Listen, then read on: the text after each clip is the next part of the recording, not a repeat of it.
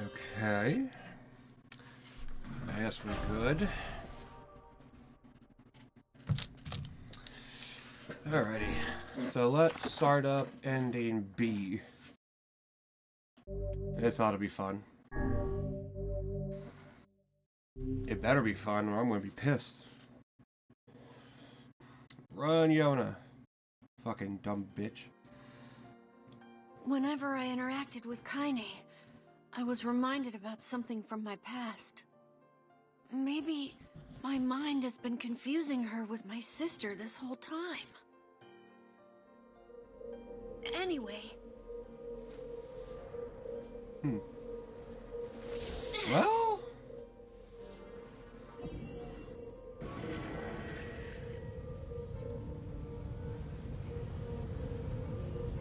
yeah, I still gotta fight that cunt, though.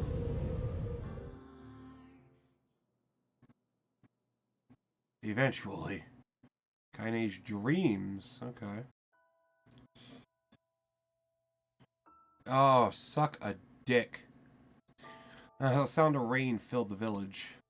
The steep cliffs that surrounded the area magnified the sound, causing even the slightest drizzle to rattle like like a thunderstorm. Thin wisps of smoke streamed from the huts as the villagers huddled in their homes and waited out the rain. A single child, however, had braved the downpour and was now wandering slowly toward the wooden hawk-shaped weather vane in the center of town. The wanderer reached the vane, which had existed as long as any could remember, and stared. The child's face was simultaneously delicate and fierce, like a teacup that had survived a shipwreck. Those traits combined with pale white skin to give the face an almost sexless quality. We're talking about a child. Oh, okay, never mind. Androgynous would have been the right word. And almost androgynous quality. Fucking translators. If the beak turns west, or turns east, I go home.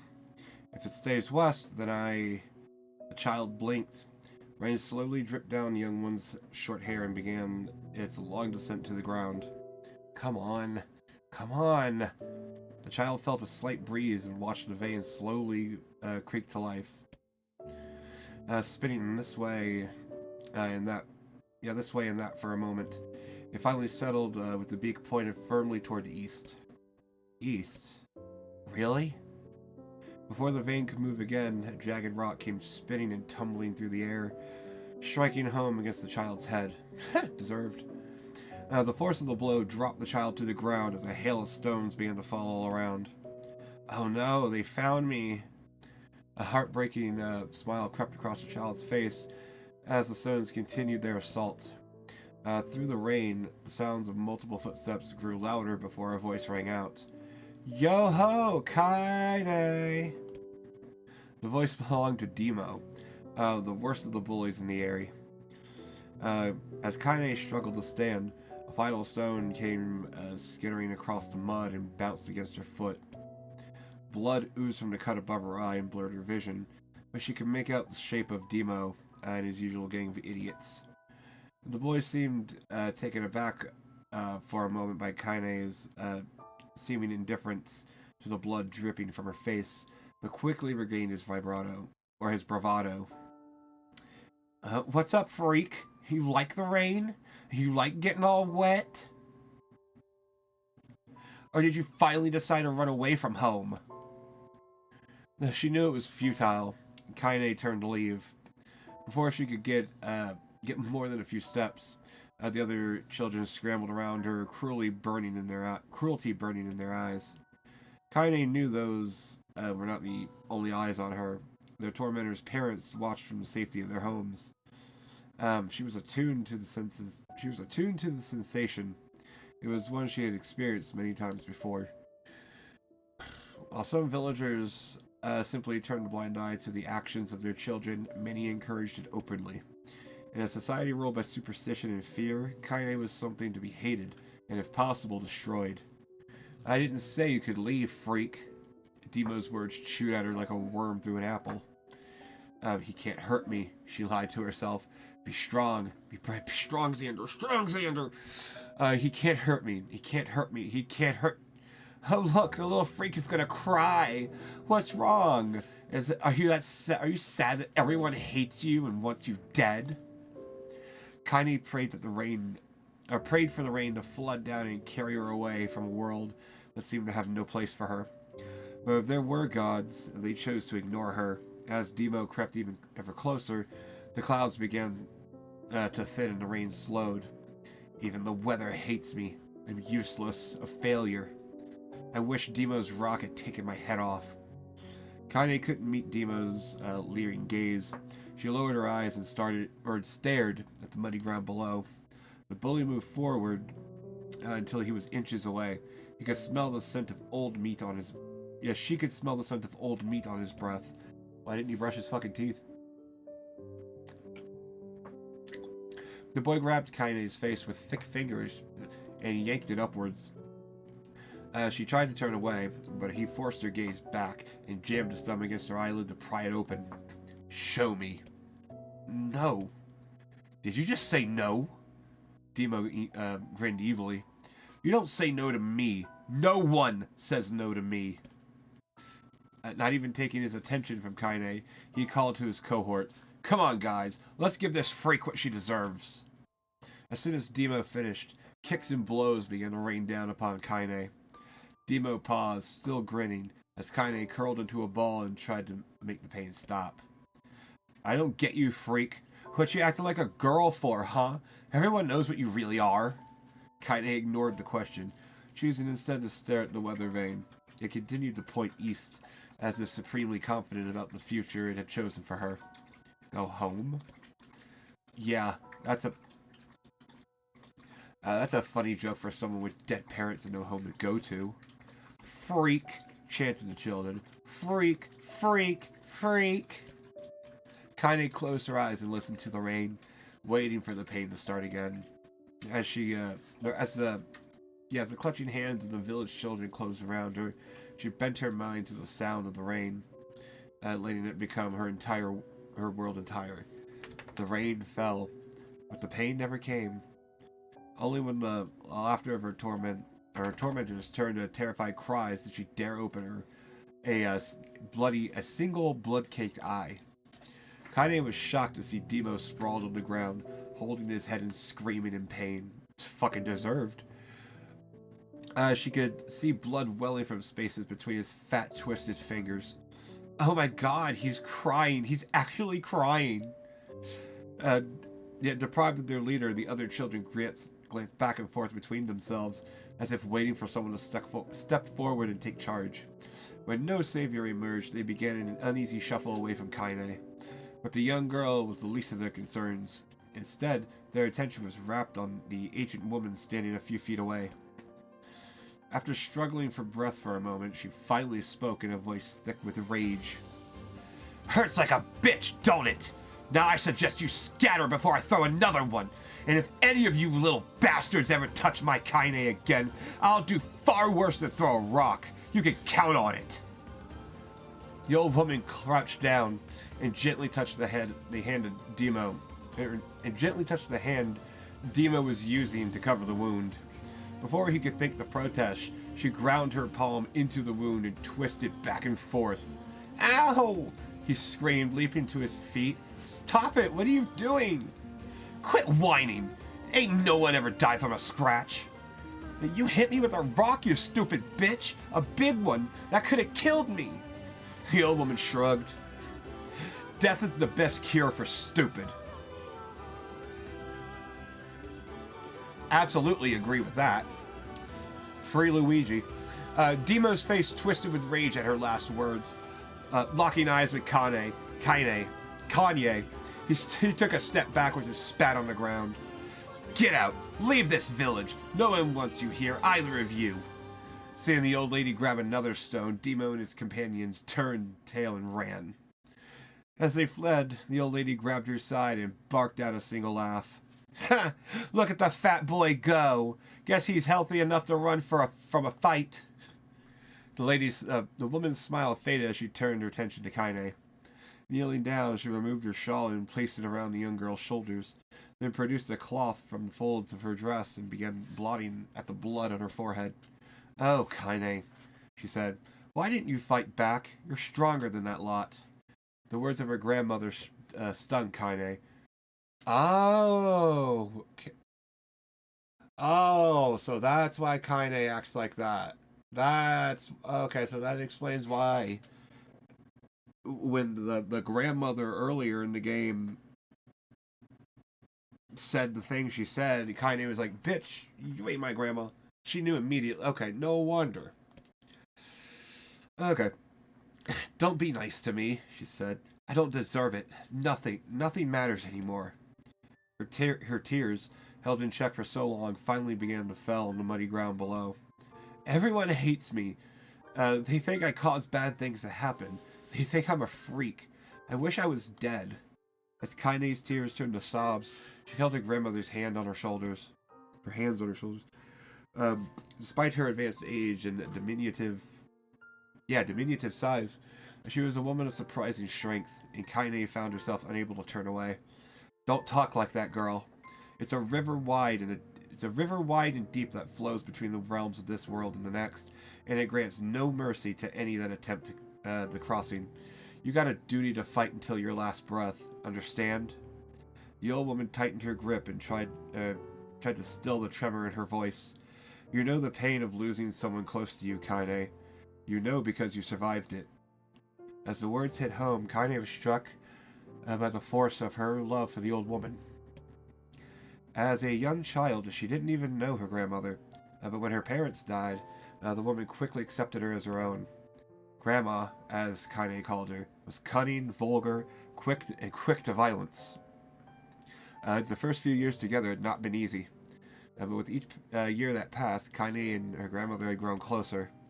However, it was only now, sitting in the mud with tears and blood caked in her face, that Kaine truly understood the depths of her affection. Here was a woman who had seen hard times, who had seen death, who had fought through all these things, and somehow emerged on the other side. If anyone could understand Kaine's pain and loneliness, it was her. Do I make you sick, Grandma? Of course not. Don't be an ass. Kaine drew her grandmother's moth-eaten shawl around her body and shuddered. But my body, it's not normal. If I was normal, then Mom and Dad wouldn't... Hush, interrupted Grandma. I'll not hear another word of this nonsense. You're my granddaughter, and I love you. And if folks here have a problem with that, they can just go to hell. With that, the old woman reached out and placed a wreath of dried flowers in Kaine's hair. The skill it took to bend the flowers without breaking the stems or losing a single petal was remarkable, and the beauty of it made Kaine want to cry all over again. Oh my gosh, these are lunar tears! Grandma, you made this for me? Lunar tears were legendary flowers. Most people could live their entire lives without ever seeing one, and yet her grandmother had somehow collected a dozen or more. Kaine reached up and touched the wreath as if she couldn't believe it was real. Where did you find these? Just stumbled on them while I was out doing the shopping. The old woman turned away as she spoke, leading Kaine to suspect that the search had been more difficult than she was letting on. The pains she took to construct the ornament, let alone track down the flowers used in its construction, made Kaine's heart hurt.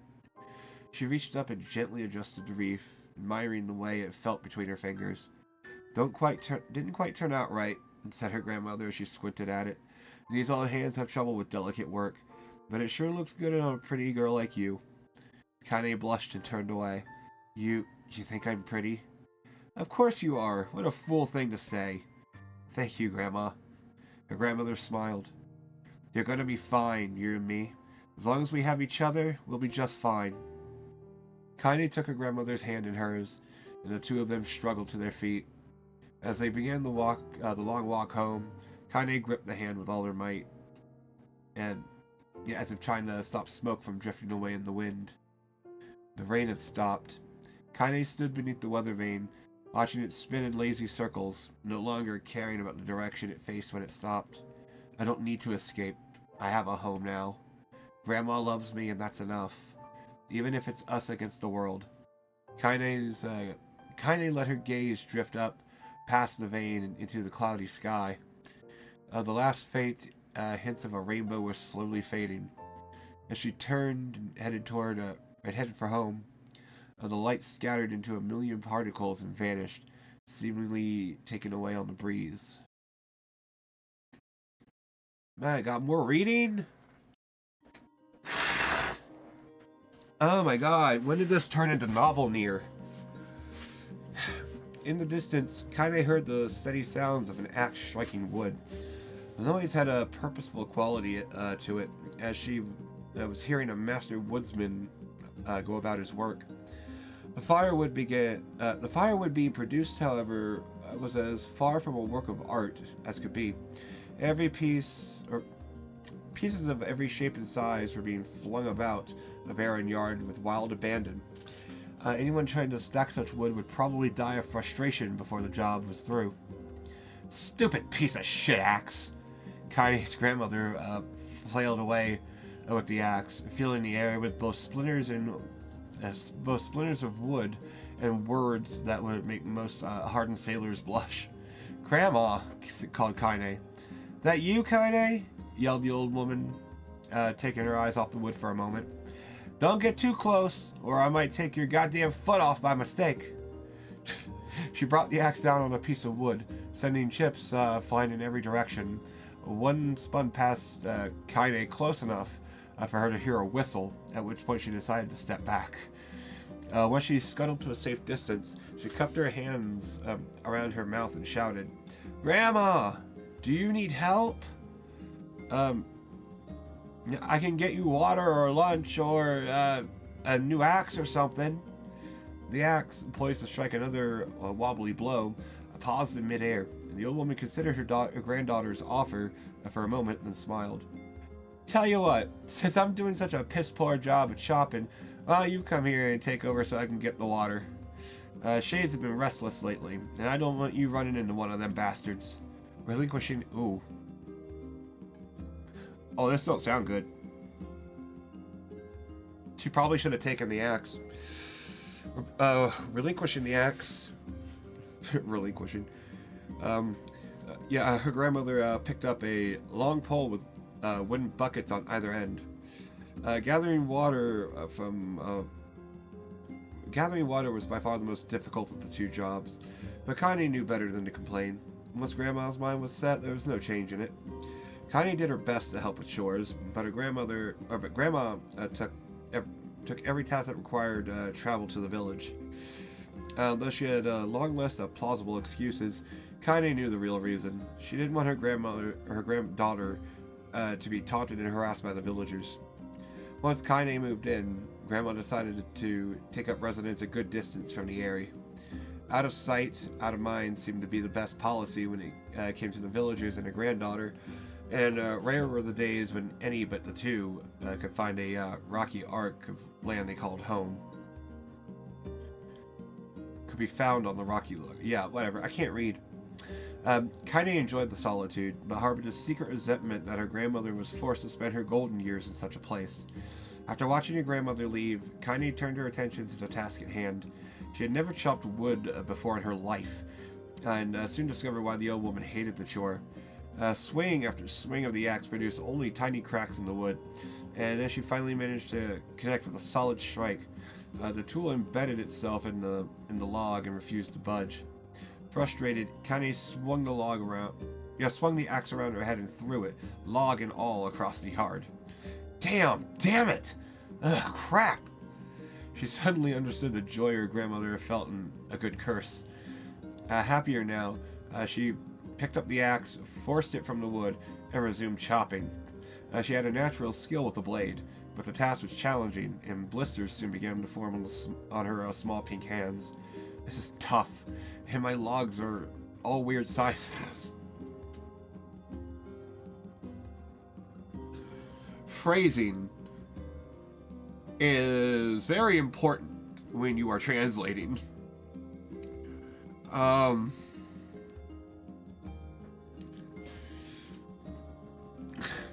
Spitting on her palms and ignoring the pain, Kaine redoubled her efforts. Just as she was developing a rhythm, Grandma returned from the village. Settling down setting down her buckets with a small sigh as she took one look at the logs and coughed out a wheezy laugh. Pretty clumsy, girl. You better practice if you... Her grandmother suddenly collapsed to her knees. Oh shit. Causing one of the buckets to wobble precariously. Eyes wide, Kaine dropped the axe and ran to her grandmother's side. Grandma! The old woman shook her head and pointed a trembling finger at the bucket. Get the bucket. Can't let it spill. Kaine steadied the bucket with a foot as she knelt by her grandmother. A small bit of water was sloshed over the side and made a new home in the hem of her dress, but Kaine didn't notice. Grandma? Grandma, what happened? Crazed with panic, she grabbed her grandmother by the shoulders and shook. Shaken old lady syndrome, Kaine, seriously. After a moment, the woman lifted her arms and batted Kaine away. Stop that! Just stop! She cried, breathing heavily. It ain't like I'm dying. Just tired from the trip is all. Kaine desperately wanted to believe her, but one look at the woman's shaking hands and worn face told her more than words ever could. Her grandmother had lived a long, hard life, and it seemed the bill was finally coming due. Fuck. At the time when her grandmother watched over Kaine was ending, sooner than either had feared, the positions would be reversed. Oh, she has to look after her. Okay. The next morning, Kaine came to the side of her grandmother's bed and took her wrinkled hand. Grandma, you're sick. You need medicine. We're going to the village. And the old woman shook her head, and tried to rise. But Kaine gently pushed her down. It's all right, she said. I'll be fine. Her grandmother fixed her with a gaze that could melt steel, like jet fuel. After what seemed an eternity, she finally lowered her eyes and sighed. Well, I don't like it, god damn it. But I guess I should quit being so stubborn and let you grow up. The old woman watched as Kaine strapped on her boots and made her way down the road to the village. Hours later, as an unseen sun made its way across a dark, rainy sky, she was still watching. Kaine moved at a brisk pace, checking her pockets every few minutes to make sure the money her grandmother gave her was still there. Every noise caused her to spin on her heels, making sure she wasn't being stalked by a shade, or worse, Demo and his gang. But she encountered neither tormentors nor shades, and Kaine finally found herself at the entrance to the village. The few adults she could see glanced sideways at her, then muttered to each other behind raised hands before slinking away into the shadows.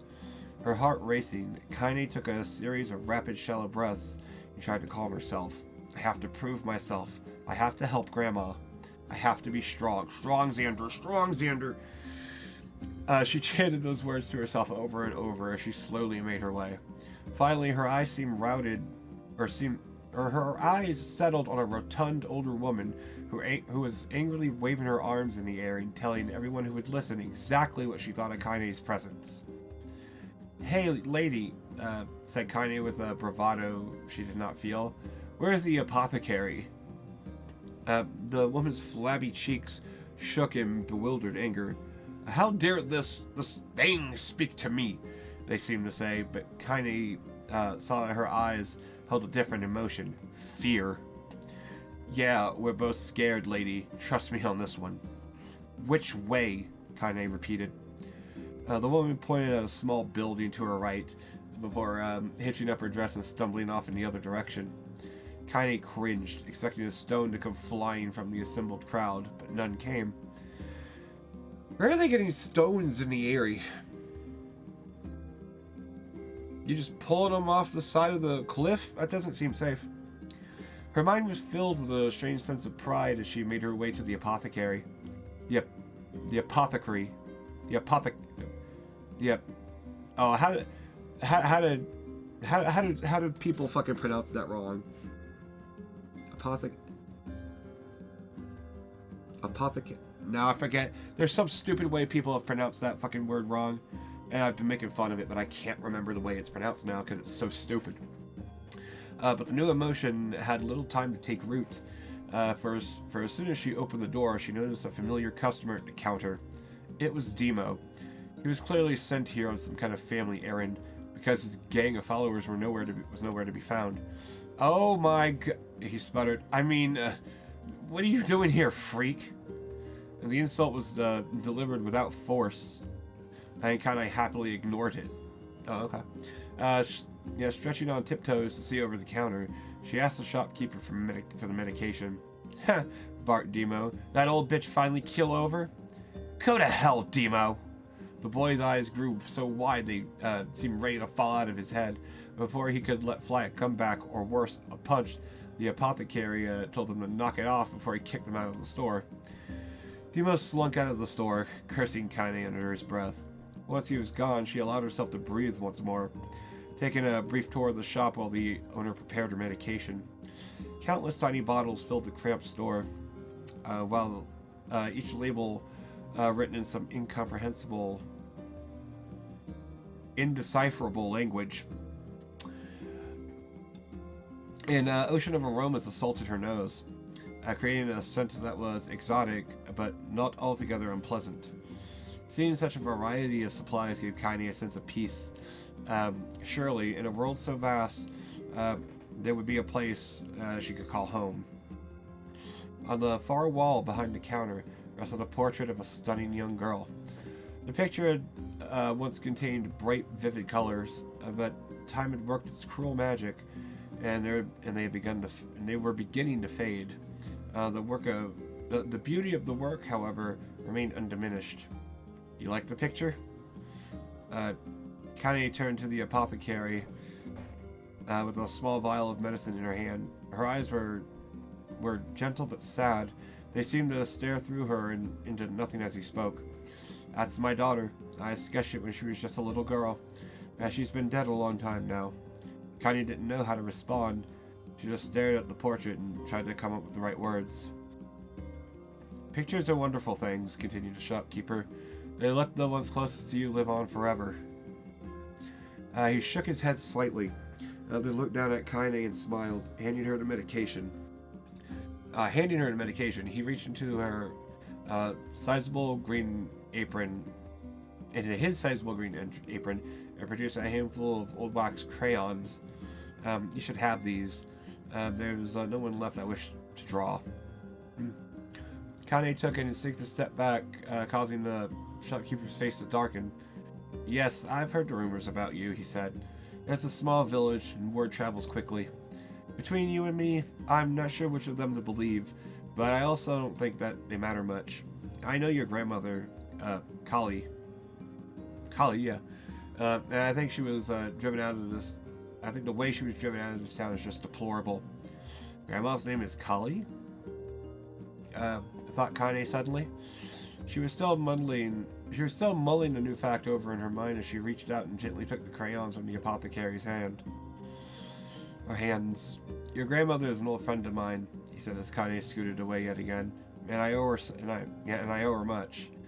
I wager she would wager she would like it if you drew a picture of her. Yes, I think she would like that very much. Kaine murmured a quiet agreement, but inside her heart was bursting. Never before had a villager treated her with anything but complete contempt.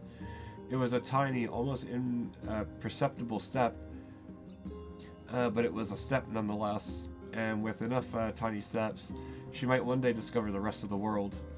When Kaine returned home, she found her grandmother asleep in her bed. Her feet were blackened and raw, even bleeding in places, leading Kaine to think that she had been pacing around the room until exhaustion finally caught up with her. She placed the medicine by her grandmother's pillow and turned to leave, but she found the old woman's hand clasped around her arm. Back already, are you? Asked her grandmother with a yawn. Come here, let me have a look at you. Grandma sat up and examined Kaine from head to toe. Finally satisfied with that nothing terrible had befallen her grandchild, she leaned back and allowed herself to relax. Well, how was it? Those bastards give you any trouble? It was kind of fun, said Kaine with a small smile. No, seriously, it was. Fun, eh? Asked her grandma in a voice which implied she believed anything but. Uh-huh. So anytime you need me to run an errand, just let me know. As she spoke, Kaine removed the crayons from her pocket After a brief explanation of their source, she informed her grandmother that she was going to sketch her a portrait. A portrait of me? Ridiculous. No one wants to stare at a wrinkled old crone. But Grandma, it'll make you live forever. Horse shit, said her grandmother, throwing back the sheet from her bed. Living forever would just piss me off. Now put those crayons away and help with dinner.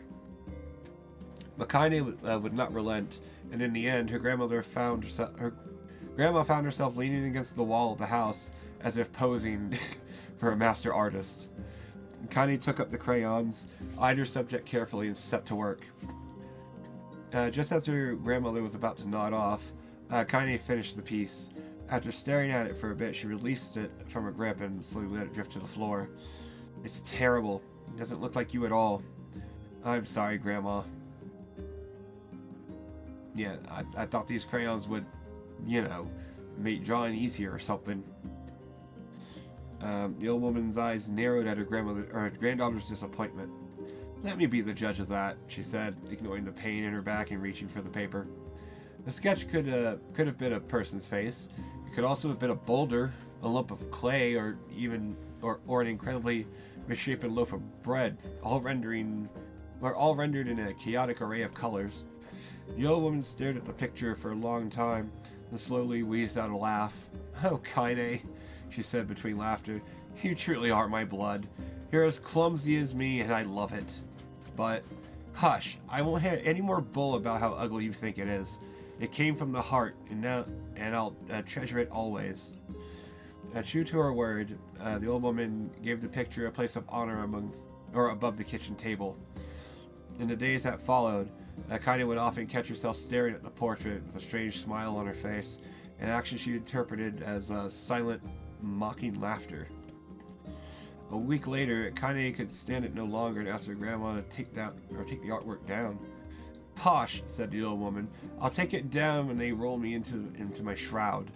She pondered this for a bit, then turned to Kaine and dropped to one knee. Listen to me, girl. Seeing this picture makes me happy in a way I've never felt before, and it makes me want to go on, so that someday you can feel that happiness, that same happiness. It was that moment that burned itself into Kaine's memory, a perfect blend of pride and love and joy that came together to form a lifelong remembrance. She swore to never forget this moment, to never forget the old woman who made her place in the world possible. Time moves on. People and memories move in and out of a life like ghosts passing through a hall. But this moment will be different, Kaine swore, because I will remember it forever. Forever.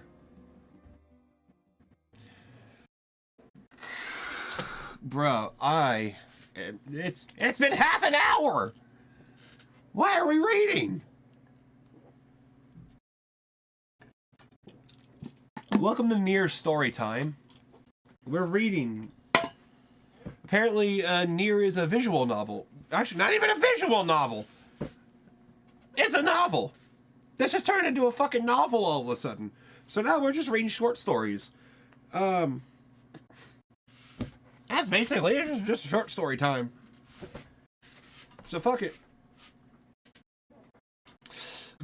I mean, this is good. This is mostly good. There better not be a quiz or I'm gonna get mad. But like, what are we doing right now? Why are we just reading? Kaine listened to the sound of crackling firewood and stared at the black object on her plate. She had been pushing it around on the wooden disc for a good 10 minutes, ignoring the bemused stare of her grandmother.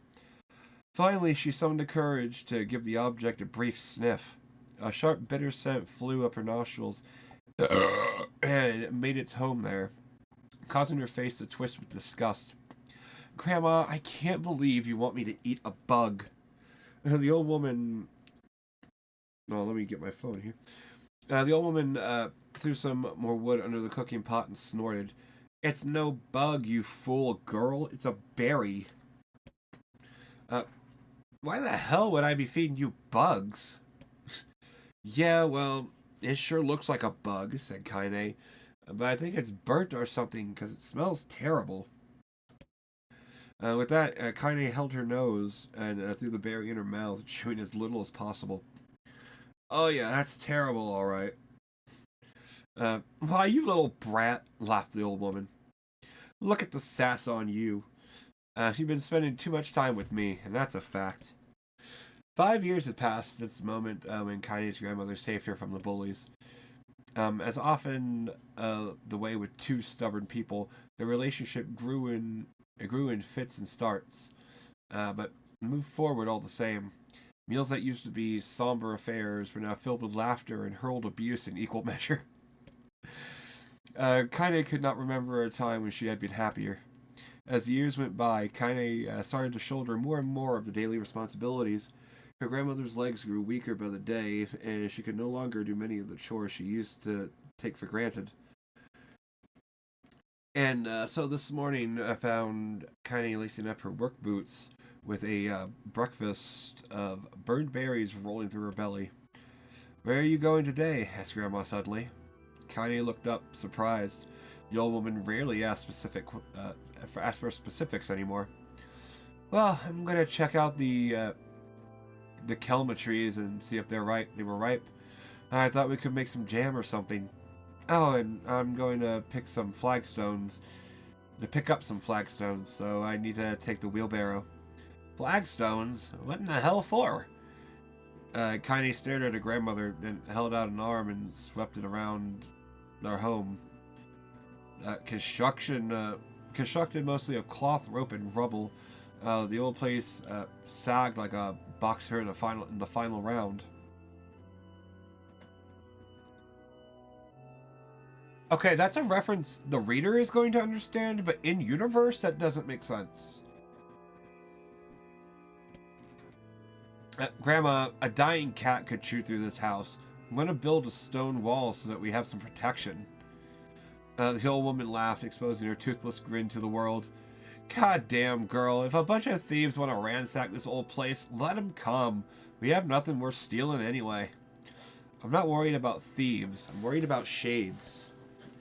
People saw one west of the village yesterday. Ooh. Well, Grandma's either going to die naturally or from a shade. The old woman tilted her head and stared at her granddaughter. Well, shoot. I don't know why you have to do it today. We can worry about it some other... Grandma, no. If I don't go to the kelm trees, we won't eat tonight. You know that. A confused expression passed across the old woman's face, and for a moment she was a small child lost at a carnival. Let me roll this back a little bit.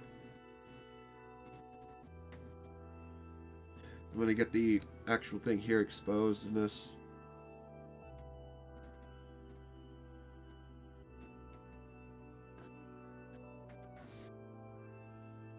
There we go. That's better.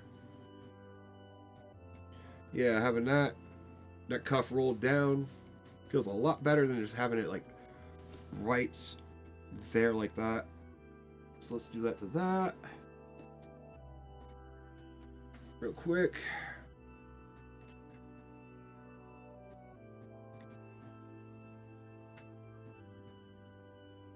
Yeah.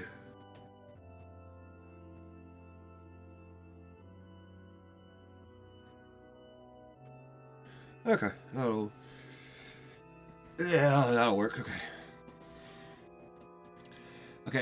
Okay, a confused expression had passed across the old woman's face, and for a moment she was a small child lost at a carnival.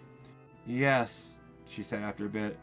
Yes, of course you're right. I'm sorry, Kaine. Lately it seems my mind is... And she didn't finish the thought, instead walking over to her nightstand and gently taking the wreath of lunar tears from the drawer.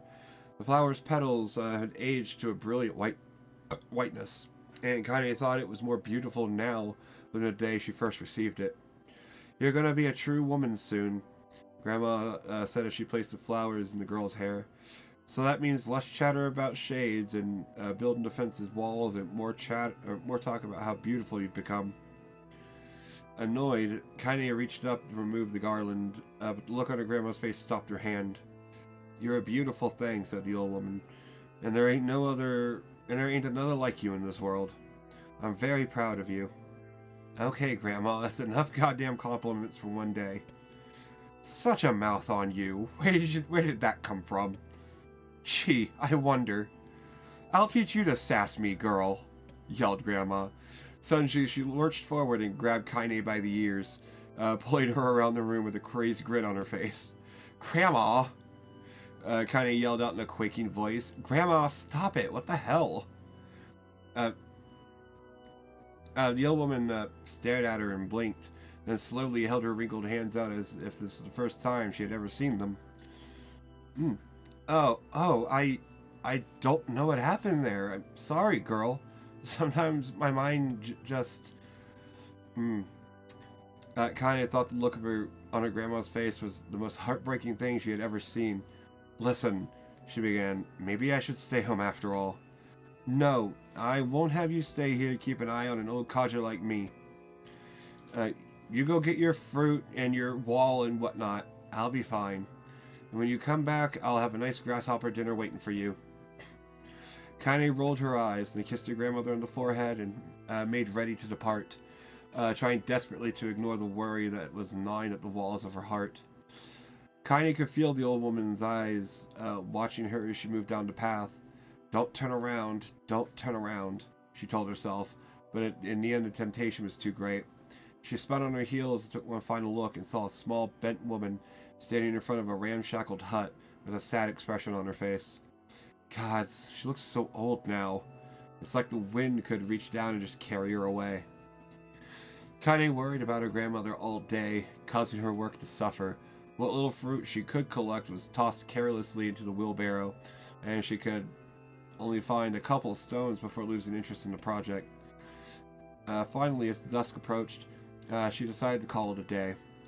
Cursing herself for a lack of focus, Kaine pushed a nearly empty wheelbarrow back down the path. She crested the final hill. As she crested the final hill, she suddenly froze in place. The wheelbarrow fell from her fingers and collapsed on its side, sending a few pieces of wrinkled brown fruit rolling back down the hill. Her gaze transfixed on a thick black cloud that hovered just above, or ahead. Tracing its path with a finger, Kaine suddenly felt her stomach knot into itself. In on itself. No! Oh gods, no! Kaine's, her grandmother's house was ablaze. The flames licking up as if trying to touch the sky itself. Grandma? Grandma! Kaine ran then, faster than she had ever moved in her life. Once she tripped on a stone and went sprawl into the rocky ground, but she leapt to her feet and continued running, unmindful of the blood spilling from her wounded hands and knees. She got closer and closer. Kaine's mind began to race in time with her footfalls. It's too dark. It's too dark. Not just fire. Can't be fire. Too much smoke. Gotta save her. Gotta save her. As she burst into the front yard and came to a sudden halt, her worst suspicions confirmed. The smoke from the fire was mingling with the thick, inky blackness of an enormous shade. The massive creature supported itself on 3 twisted feet and achieved balance through means of a large armored tail. Scales, horns, and claws sprouted from its body in a random, chaotic pattern, giving it the appearance of a lizard designed by an insane god. Seeing Kaine, it let out a roar and flicked its tail, sending small whirlwinds spinning around the yard. For a moment, the creature retreated into a shimmering, inky blackness, as if her mind was unable to comprehend that such a thing could actually exist. But then the smell hit her, a blend of rotted meat and excrement, and the horror became real once more. The creature bellowed again, and this time... Wait, that's what they smell like?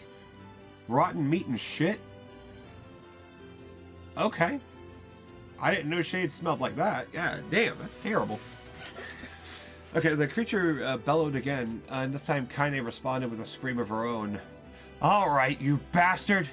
She thought as she screamed, as her scream echoed off the high cliffs around them. It's you or me, let's go! The shade eyed Kaine with bemused interest, and then began looking from her to the house and back again, as if urging her to look at the destruction it had so gleefully wrought. With dread building in her heart, Kaine glanced toward the house through the smoke and flames as she spotted a small figure struggling to escape the ruins. Grandma! At the sound of her voice, the old woman began waving frantically. She's alive, thought Connie. Alive! Connie's legs sprang to life as she raced across the yard toward the flaming wreckage of the house. Before she could advance more than a few steps, the shade opened its mouth and let out a powerful roar powerful enough to uproot trees and send them flying. The blast sent Kaine tumbling through the air before smashing her against the rocky earth. Stars danced in front of her eyes as she tried to remember how her legs worked. Get up! Get up! Get up! Get up! Get up! Get up now! As Kaine struggled to her feet, the shade stomped toward the house and pinned her grandmother to the ground with the tip of a claw. The old woman struggled to move the claw from her stomach, but she might as well be pushing a mountain. She coughed briefly, sending a small spray of blood into the air, and then collapsed on the ground, her energy spent.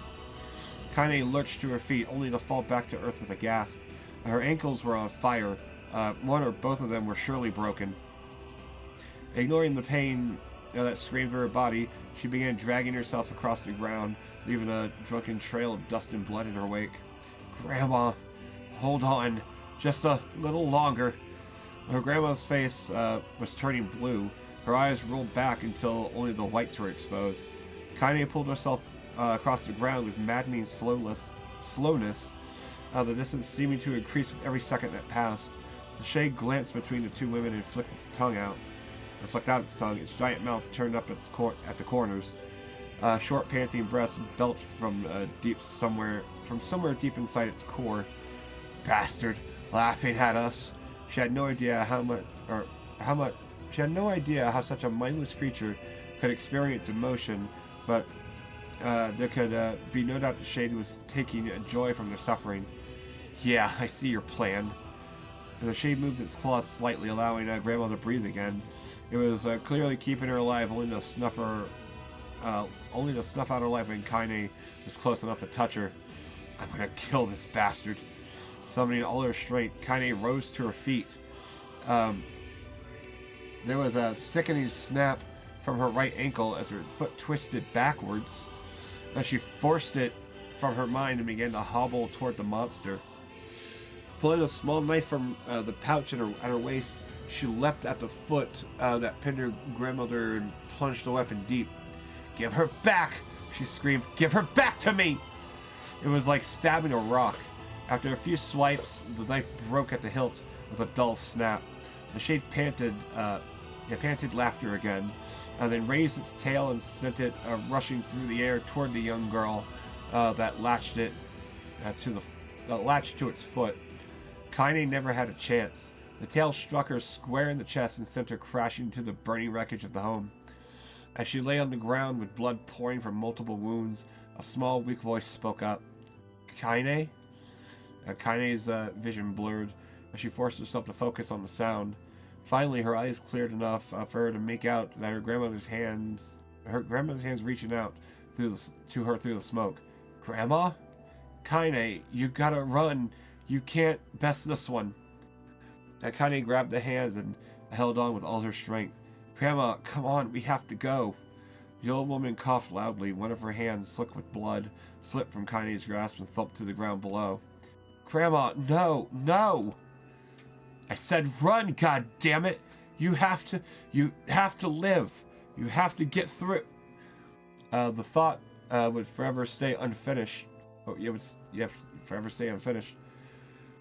Before she could say another word, the shade's clawed foot descended, smashing through the remains of the floor, and dropped upon the shattered figure of the old woman. Blood oozed from the gaps in the creature's toes as the horrible putrid smell assaulted Kaine's nose once again. She stared at the foot, dumbfounded, convinced that what she was seeing could not possibly be real. When the creature finally lifted its appendage, all that remained underneath was a twisted, unrecognizable mass of rubble and red. Her grandmother was gone. Kaine blinked, trying to feel the hands which had just been in hers a moment before.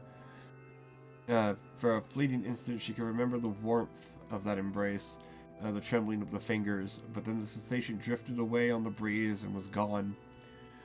Memories flashed through Kaine's mind, one after the other, faster and faster, until it became a meaningless jangle of noise. Kaine screamed then, a thunderous sound that echoed off the cliffs and seemed to roll away forever. The shade eased forward, black ichor pouring from its mouth and dissolving into smoke on the ground below. The earth shook with every step as it crept toward its prey. Kaine's body slowly rose, as if controlled by a mad puppeteer. Her arms and legs were bent at impossible angles, her head lolled dangerously to the side, yet somehow she managed to stand. Staring at the shade, her eyes began to glow with a deep red fire. The creature, so confident just moments before, took a slow, hesitant step backward, trying to discern if the broken human could possibly pose a threat. Kaine seized the moment, laughing like a mad woman, as she leapt into the air and plunged the shattered hilt of her knife deep into the leg of the shade. The shade shook Kaine off like a fly, sending her crashing to the earth once again. Her chest rose and fell slowly, as if a great weight were resting on it.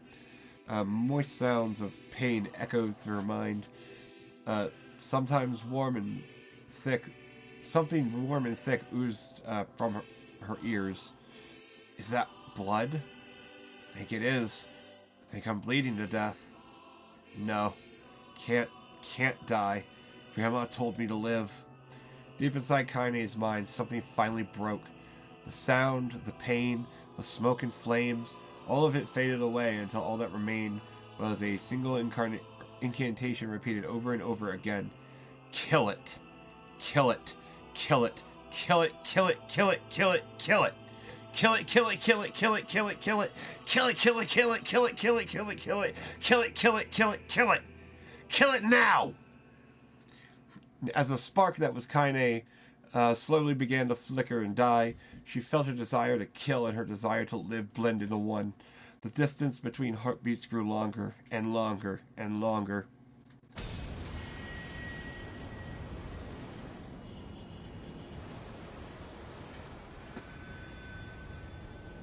Damn. Okay.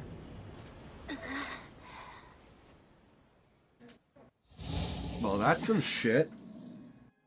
And that only took an hour to read. The beast approaches. Oh, I know. Oh, I know.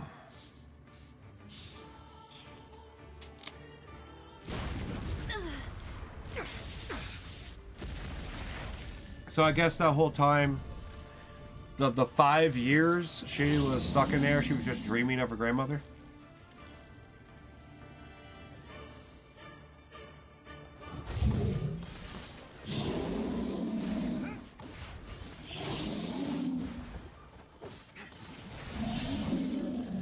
What anger this creature must have. How did it even survive these past 5 years? Yeah, that's a question, isn't it? Happen again. It dies today. My sword feels lighter. It's not the blade, but the skill of the user. Strike it down. Yeah.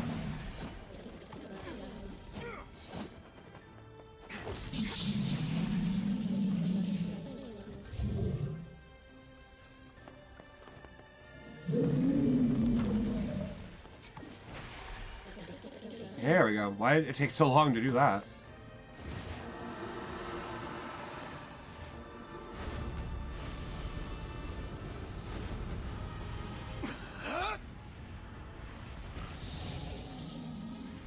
Yeah, strangle the bitch.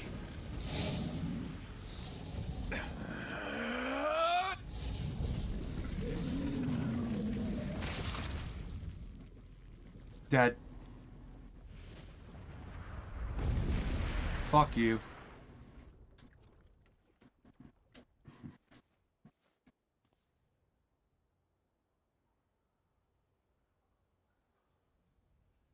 Well, Kaine?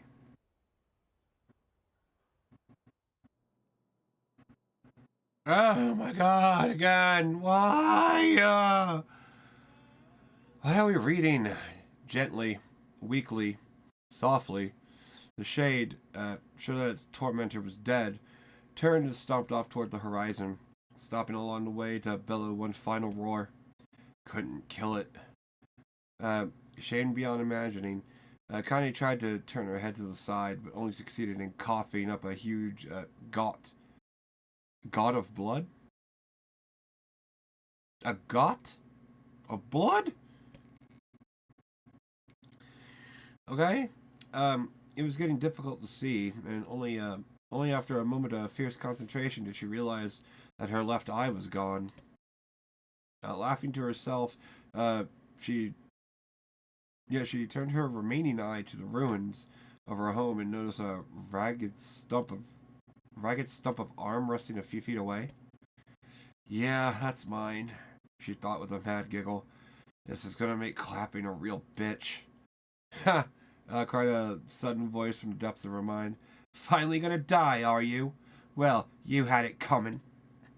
Go to hell, Demo.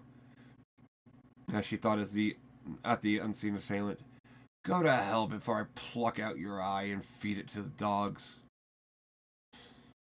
The voice of her childhood terror evaporated in the smoke, only to be replaced by another, more recent voice.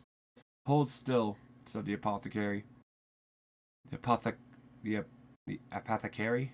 The apothecary, that was it, said the apothecary.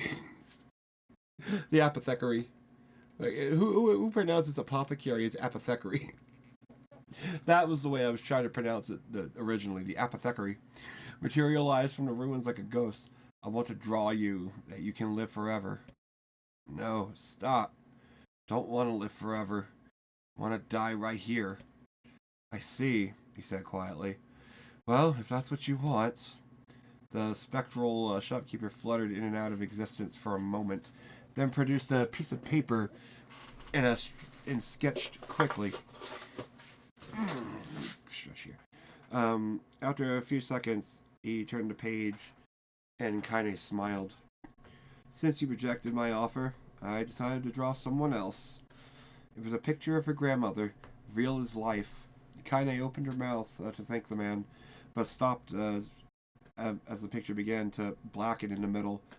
Before she could say anything, dozens of multi-legged insects began to swarm across the image, tearing at it with sharpened pincers. No, stop! Don't hurt that picture! Kaine reached out with her remaining arm and waved futilely at the air. To her surprise, the insects fell off the picture into the ground below, where they vanished in tiny black tendrils of smoke. Relieved, Kaine turned her good eye back to the picture, only to open her mouth in a silent scream. The sketch now showed her grandmother as she truly was, a smashed, unrecognizable lump of nothing. God damn! The apothecary smiled, then broke into a jolly dance. See that? He cried as he danced his shag. It's perfect now. She looks just like you. Ha-cha-cha-cha. I look like that? Oh, God. Oh, God, I'm gonna die. I'm gonna die. Now, drowning in despair, Kaine laid her head back in the mud and smoke of her ruined house and waited for the end to come. But just before she let everything go, an unfamiliar voice began whispering in her ear. Ain't you got a wish, sunshine? The voice was vulgar and fierce at the same time, as if insanity had somehow found a way to take form. Kaine wanted to scream at the voice, or as the voice crawled under her skin, but her lungs refused to work. You know, a wish? Like a prayer or something? Why don't you get on your knees and start praying to heaven? Please, invisible man in the sky, save me, save me! Kaine finally resorted to shouting at the voice in her mind. I don't make wishes. They don't come true for me. I'm a curse, a freak. I should be left to die. The other voice boomed in her ear. Oh God, you are the best. Kaine glanced down and saw a black shiny substance oozing from her legs. She tried to brush it away, but her remaining arm would no longer respond. The substance slowly crept around her feet and then began moving up toward the rest of her body. Is this death? Is this what it's like? Or is my mind just losing itself? She could feel the slime oozing upward, feel the hot searing pain it left in its wake. Whatever else might be happening, she was still alive, and this was real. Come on, said the voice. Let it go. Kanye tried to ignore the voice and concentrate on the pain, but the newcomer would have none of it. Don't ignore me, Sunshine. You're ready to give up, ready to die, so why not let me have it? Have what? Your body. Come on, give it to me. Give it to me. I want to stand on the ground, feel the rain, taste the wind. The voice paused and licked its lips. When it resumed, it was filled with mad, unabated joy. And I want to take your hands and use them to choke the goddamn life out of people. I want to tear out their throats and bathe in the blood, just like before. In response, Akane shifted her head and vomited. The warmth of it crept up her front and mingled with the pain of the encroaching black ooze. Are you a shade? Yeah, maybe. What of it? The slime reached her face, crept up past her nose, and slowly oozed into the socket of her missing eye. The moment it touched her brain, Kanye was struck with the most powerful sensation she had ever felt in her life. It was ecstasy. She wanted to scream with delight, but all she could manage was a small, whispered moan. Feels good, don't it? Asked the voice with a chuckle. Yeah, what can I say? I know how to please the ladies. Now give me that body. Come on, give me the body, and I'll give you more of this feeling. It's a fair trade. A black lump began to protrude from Kane's side.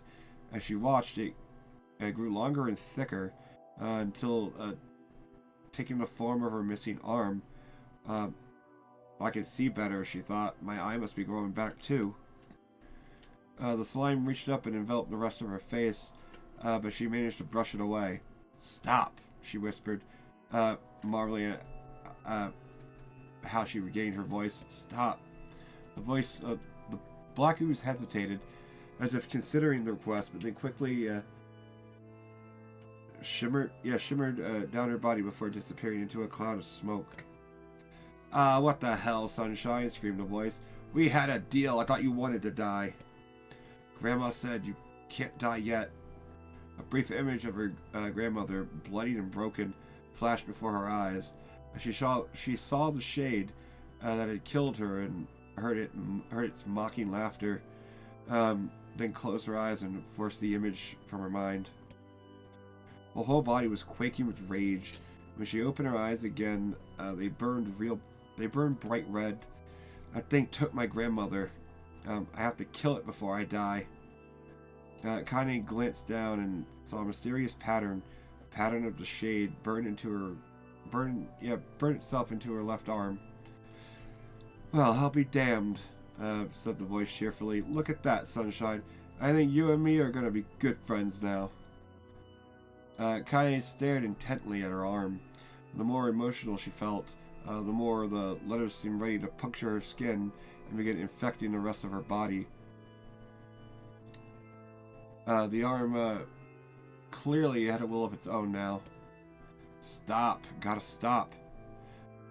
Holding her left arm in her right, Kanye took a deep breath and tried to calm herself. Come on, don't fight it. Pleaded the voice. Hate's my favorite dish, and I'm hungry. Let it go. Feel the anger. Burn with the fire of revenge. Thirst for blood. And then go out there and shut up. Shut up and get the hell out of my body. Your body? Oh, that's rich, Sunshine. Real rich. Look, why don't you just up and die so I can have this body all to myself? What do you say? I bet those buddies of yours in the area would love to see you dead. Kanye grabbed a nearby shard of glass and tried sawing off the shade-infected portions of her side. Before she could, the darkened left arm grabbed her right wrist, crushing it. Kanye screamed and dropped the shard as the sound of bone crunching on bone filled the air. Stupid idiot girl. You're possessed now, Sunshine, and there ain't no going back. And the voice laughed again. A loud, long wail that seemed to go on without end. Possessed? Whispered Kaine. Yeah, possessed. You and me? We got what you might call a timeshare arrangement. Remember how folks used to think you were a freak? Oh, well, wait till they get a load of this. Connie looked up, tears in her eyes. The sky seemed smaller somehow, darker. Is this because of that shade? Is this how they see the world? So, listen. I know this whole possession thing can seem a bit sudden, but it ain't all bad. There's plenty in it for you, too. I'm a very powerful creature, Sunshine, and now that power belongs to you. You got enemies, people you want to kill, I can make it happen. That fat little kid that kept picking on you, that big old shade that squashed your granny, it will wrap them up in their own assholes. No more abuse for you, Sunshine, no more pain. Wait, Kaine said Kaine. You're a shade. Why would you help me kill another shade? What, you think I'm some kind of racist? Some killing snob? I don't give a good goddamn who you murder, honey pants. I just want to drink from the well. Kaine considered this as she struggled to her feet, the power of the shade coursing through her. The smoke from her house was drifting away with the wind, and she enjoyed the way the cool evening breeze felt on her new left arm. After a long pause, the voice spoke up again. So, how about it? You and me? We could have some good times together. Look, I'll even take care of the bloody part for you if you want. Fuck off, asshole, muttered Kaine. I'll handle the killing. Screamed the voice. Look at you go. Oh, Sunshine, we're gonna have so much fun. So, listen, my name's Tyron. Tyron? Like tyrant? That's simple enough. If you ever need me, I'll just be hanging out in this piece of meat you call a heart. Now get to it. The more you kill, the more your heart turns rotten and sour. And I like rotten and sour. Kaine found herself nodding at the voice. Yeah, she said. Yeah, I think this can work. I'm gonna find that shade and I'm gonna strangle it with its own guts. And when I'm done, I'm gonna do the same to you, Tyrion. Count on it. Laughed Tyrion. I've shit bigger things than you. Good luck with that. Oh, and hey, one more thing. Right now, you and me are sharing a body. But if you ever run out of hate, if you ever, go soft, then I'm gonna take over everything. So keep on killing, Sunshine, and watch your back. The voice grew fainter and gradually faded away, fading to somewhere deep inside Kaine herself. Kaine waited until she was sure the voice was gone, then waved her new left arm around a few times. Feels perfectly normal, she thought. Feels like mine. Desperately, she began poking and prodding at her new limb, determined to find something wrong with it. She didn't want it to feel normal. That would mean the creature inside her already won. I'm not a shade. I am Kaine. Repeating the mantra in her mind, she slowly began digging through the rubble of her house, being careful to ignore a certain red-stained spot in the corner. Finally, after what seemed like an eternity of heartbreaking work, she found what she was looking for. It was the wreath of lunar tears. Though it had been through hell and back, the garland's petals were still as bright as ever. Kaine started to place it in her hair, and then slowly lowered the wreath and stared at it. I'm sorry, Grandma. I'm so sorry. I don't deserve to wear this anymore. I'm possessed, corrupted, a freak. And this time, I don't think there's any going back. Holding the flowers to her heart, Kaine fell to the ground and sobbed. As night gradually lightened to dawn and the people of the area rose to their daily lives, she remained in that position, as if tears could somehow wash away the horror that now infected her world. Alive! Stay alive! About time. Stay alive!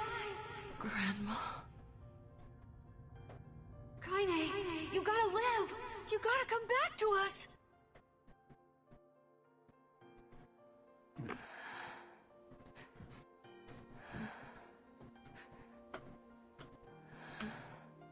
Oh, hey.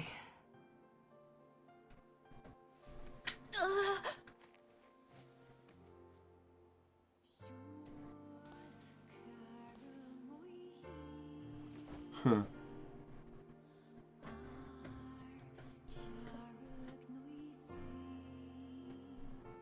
Emil, you were the one calling me, weren't you? You still recognize me? Of course. I knew you right away. Thank you, Kaine. Welcome back, Kaine. Wow, you grew up.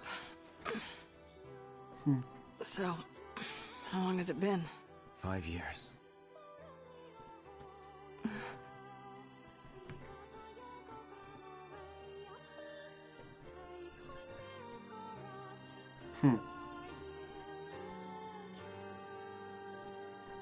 Shit. That's a long time. Any luck with Yona? We are still no closer to finding her. We need a way to locate the Shadow Lord. Let me do that. By the way, this is for you. Is that a lunar tear? It's not as good as your grandmother's, but I tried. No, it's great. Thank you.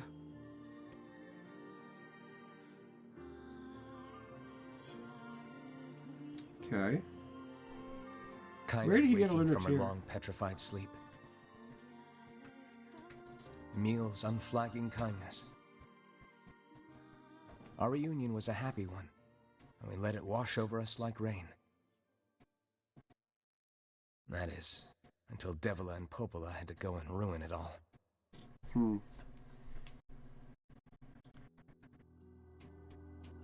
Are you kidding me? You can't be serious! Please try to understand. People are tired and scared, and I'm sorry. I'm sorry you have to bear the brunt of that. This is crap, and you know it! It's okay. We can sleep outside. No one's sleeping outside. You and Kaine saved this village, and now they want to run you out? People are afraid of us. And really, I understand. I mean, look at me. As long as you're still with us, I can deal with it. Right, Kaine? I'm used to sleeping outside. But We'll see you later. Sorry about this.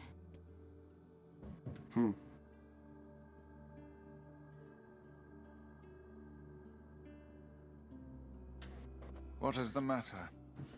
Kaine always sleeps outside. I never thought about that until just now. Never even occurred to me. Damn it. Yeah, you're a great friend, We aren't you? should turn in. Okay.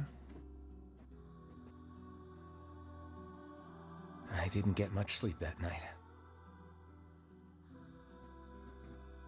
For the first time in my life, I hated Devila. Really? First? Okay. For the Second first for time me. in my life, I doubted Popola. Fourth time for me. But those feelings are pointless in the end. They said and did what they did for the sake of the village. Meh. No, they didn't. To protect it from the horror of the Shades. No, they didn't. We know that now.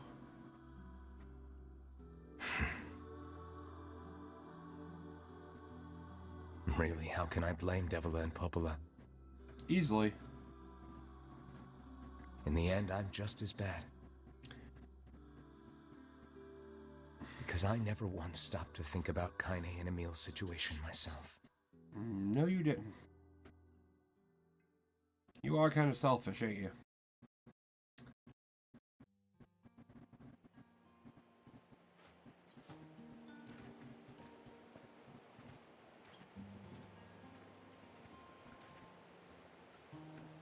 I should apologize to Kaine and Emil. But what good would that even do? I got a fire going, Kaine. Wait, is that... Campfires are weird, aren't they? like I could stare at the flames forever. Well, don't get all googly-eyed and catch your clothes on fire. Obviously.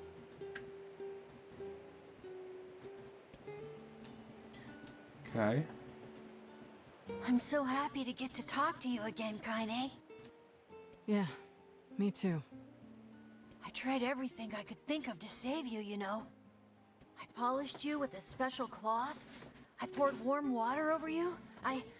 Wait, you poured water on me? Yeah, but it didn't really do much except make you all shiny. Hey, Emil. Thanks for saving me. I guess you noticed how I look different now. I'm sorry, Emil. I'm sorry for all of it. Well, I mean, this new form isn't all bad, you know? At least I can look at you when we talk, right? Hey, so why don't you tell me something about yourself? I'm not very interesting. Sorry. Okay, so yeah, that's why she wears all that shit on her left arm. Doesn't want it to feel normal. And I guess same with her leg? Come on, I just want to know you better. Please? And one of her eyes? Fine. Which eye was it? The eye with the lunar tear on the side? Her left eye or right eye? I don't remember. This all happened when I was a kid. Before the whole shade possession thing. My body is different. And when the villagers found out about it, they started treating me like a freak. But one person, my grandmother, accepted me just as I was. No matter how bad things got, she gave me the strength to keep going. She's really special to you, huh? Yeah.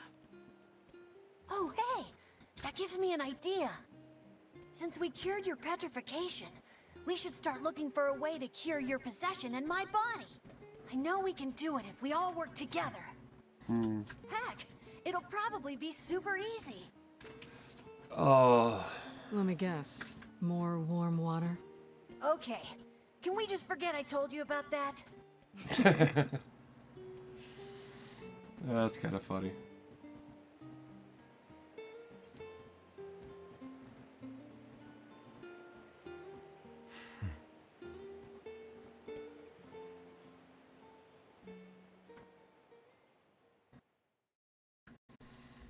Okay.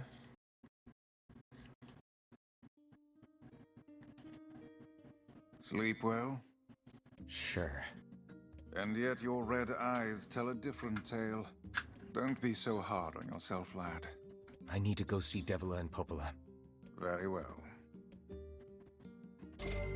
Okay, who is... Gold Moonflower Seed, okay. Why gold? What might that be? It's Mom's diary. What? I have not heard you speak much about your mother. She got the Black Scrawl and died when I was little. My apologies for bringing it up. It's all right. I can barely remember her face anymore. Oh, that sucks. This is the only thing I have left of her. Reading it helps remind me of when we were still a family. I see. But the final entries get a little strange. In what way? Well, here. Take a look.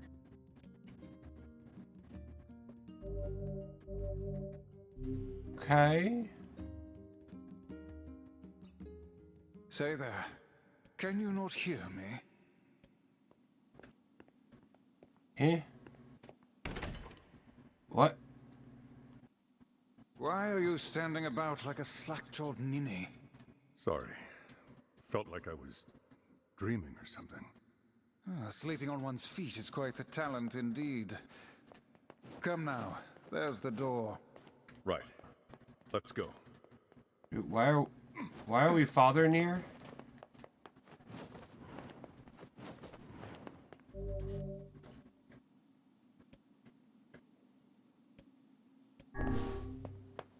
Do I have a choice?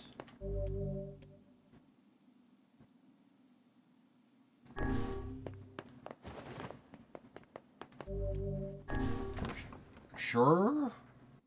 Let's do it. I don't know what I'm doing.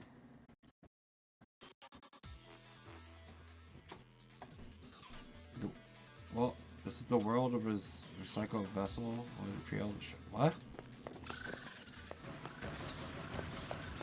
Bats? Sorry, why?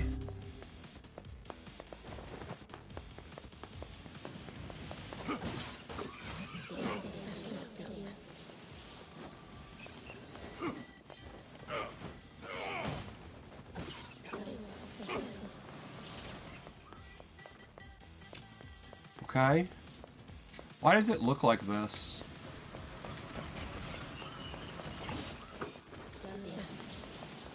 That's another weird thing. It looks weird.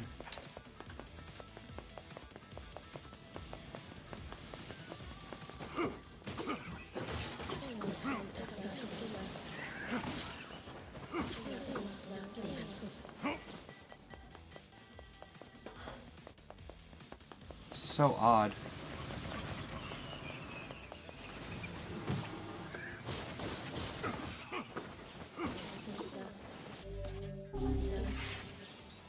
Wait. Let me... Dark Whirlwind.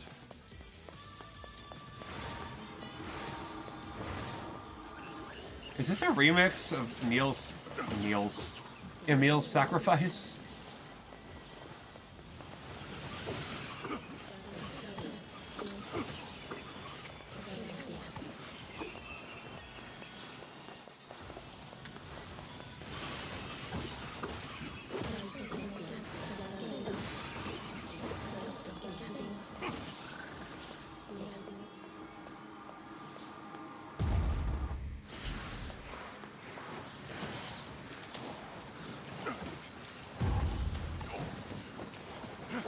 No, it's weak.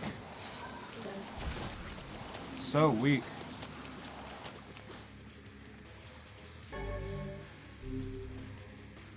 Okay. Lost Destiny, a white book of false truth.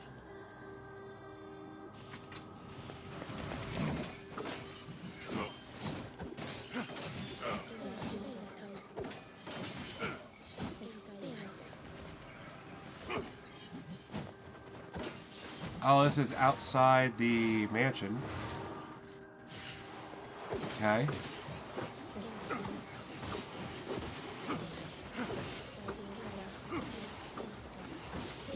What do we, So what is this?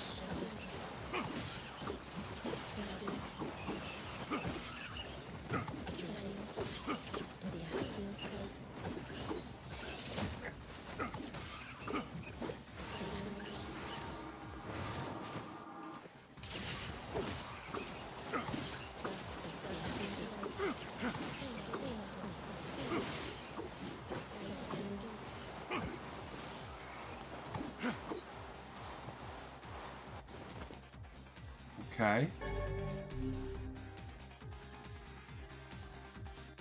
I don't get this. Salt calling forth white death, their legion. Those who plunge the world into darkness.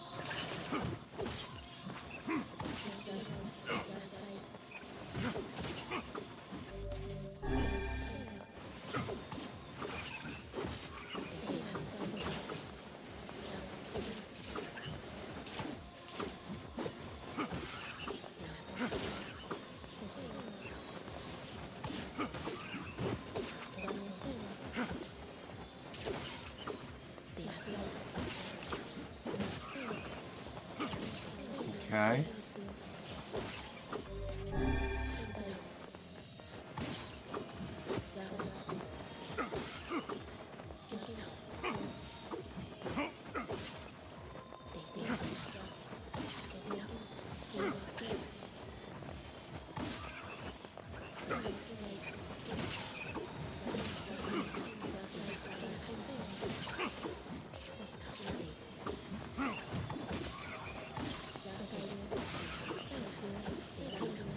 Why do they disappear like that?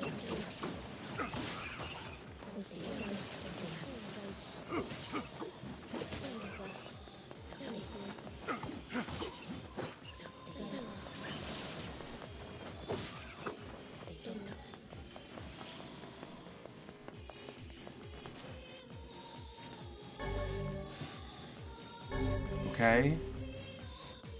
I got a weapon. Nice.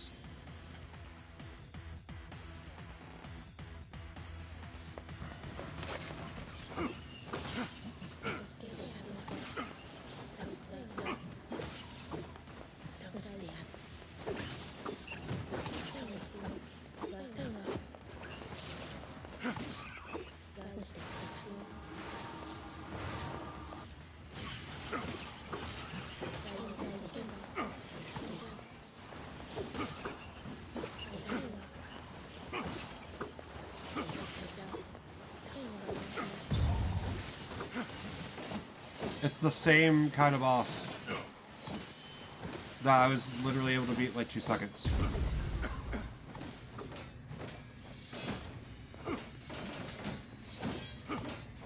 Come on. There you go. You suck.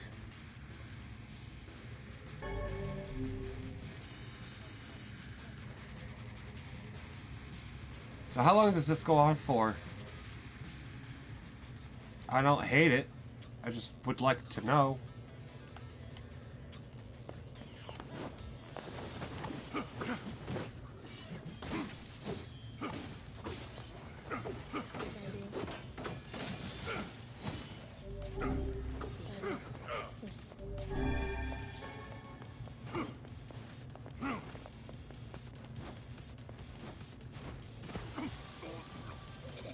That's retarded. Oh, come on. You are fucking retarded. There. Okay, this is some faggotry. This is some absolute fucking faggotry. Come the fuck on.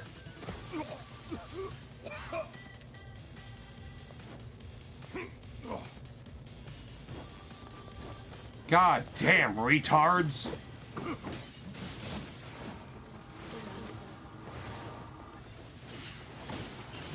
Absolute fucking faggotry with that shit.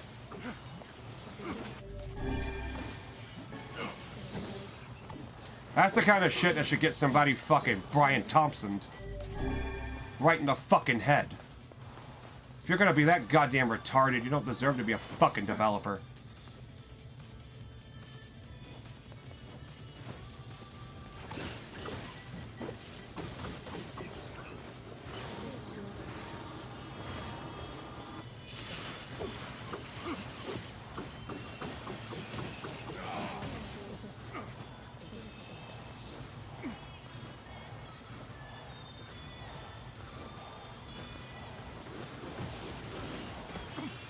Faggots. God damn. You fucking faggots! What the fuck? What was that?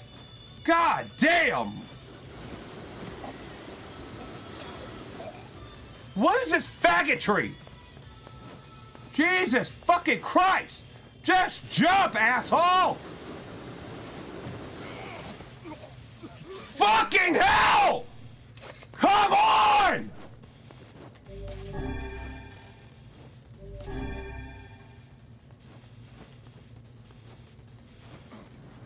Fucking faggots! God damn!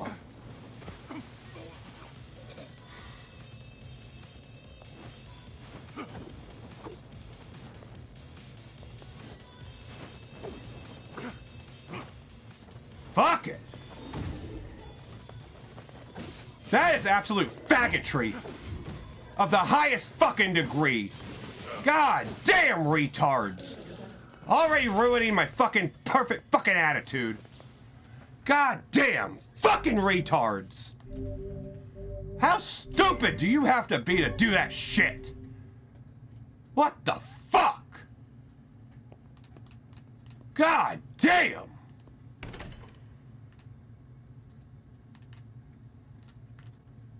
No. Go fuck yourself. You gotta be a fucking retarded faggot to think I'm gonna do that again. Nah, fuck that. I'm not gonna fucking tolerate that retarded ass jumping shit. Fuck that. Something wrong? I feel as if I've just awoken from a most unpleasant dream.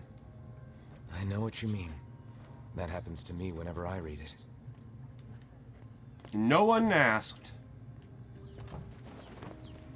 Fucking faggot developers. Jesus Christ.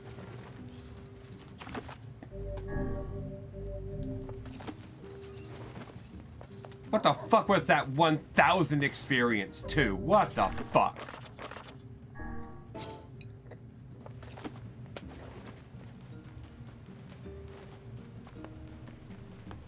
Hey, Oh, hi. I kinda thought you'd never talk to us again. I understand you're doing this for the village, and that you don't have a choice. Pretty much, yeah. But look, why don't you go talk to Popola? I think she wanted to discuss the Shadow Lord with you. I'm headed there next. Oh, and Devila? Yeah? Sorry about yesterday. I shouldn't have lost my temper like that. You don't need to apologize. Anyone would be upset when their friends are hurting.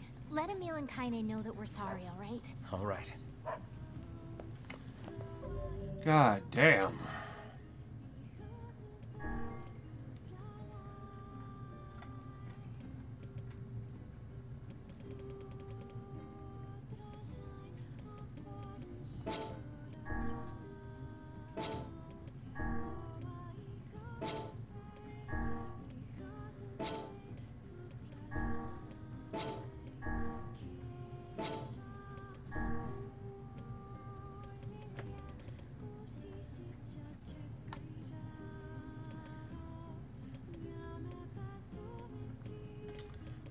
Okay.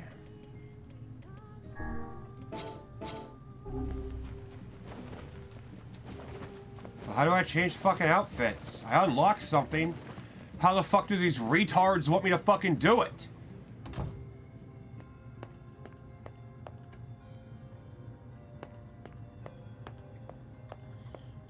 Okay, I unlock an outfit, but these fucking faggot developers won't give me a way to actually switch to it. That's smart. That's wonderful.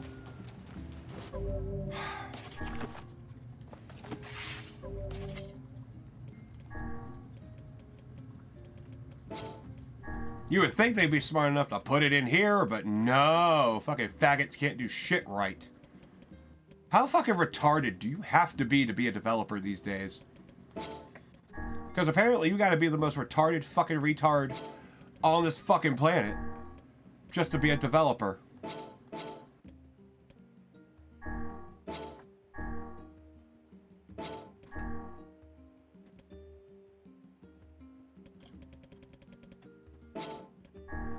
Alright.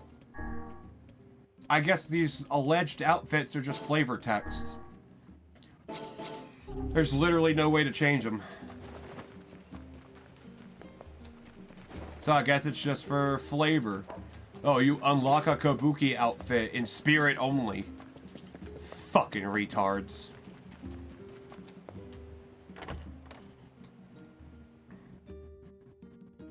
Oh, what kind of pussy-ass shit have they gotten here now?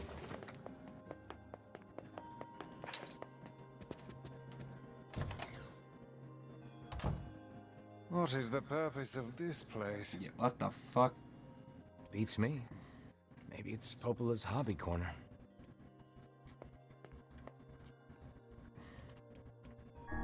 What's that? It resembles the shade we saw in the lost shrine. Huh. Look, Vice. Somebody made a copy of you. Nonsense. I am nowhere near this filthy. Okay. Well, those are all the things I could have thought at all. Popola? Oh, hello. Look, I want to apologize for you. Stop. You didn't do anything wrong. Yeah, but neither did you.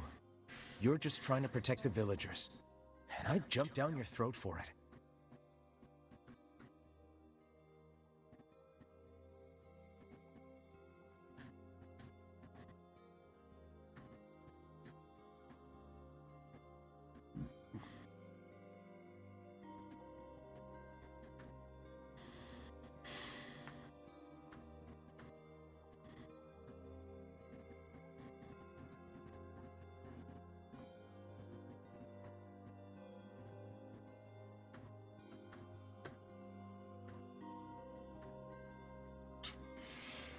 Yeah, it's just spirit only, I guess. It's very kind of you to say Fucking so. retards. Regardless, please don't let it trouble you.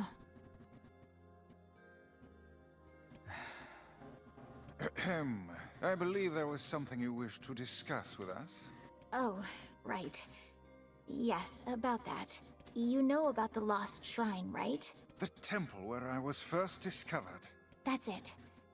Well, it seems that the Shadow Lord's lair is connected to it somehow. Oh ho. It was right under our pages the whole time. But the bridge that leads there is unusable. So take a boat. A boat? Yes, the canal's finally been repaired.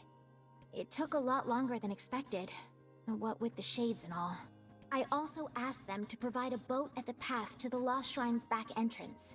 The ferryman will let you use it free of charge. That should make it easier for you to move from town to town. Thanks, Okay. Coppola. I feel like you've done so much for me. Right. I'm really grateful. All right, I'll see you around. And for the love of everything, be careful. Fuck you. Evil cunt.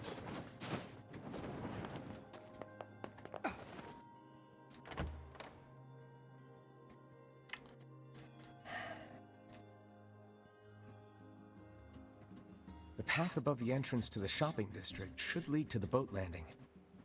Yeah, I know.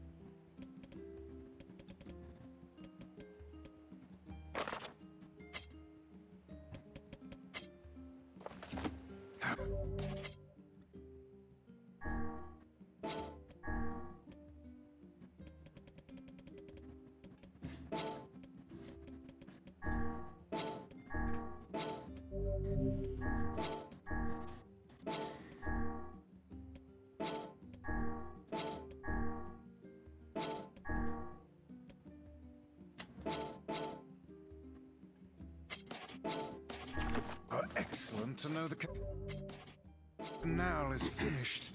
Hopefully this puts our days of running all over behind us. The faster we can move, the faster we can save Yona.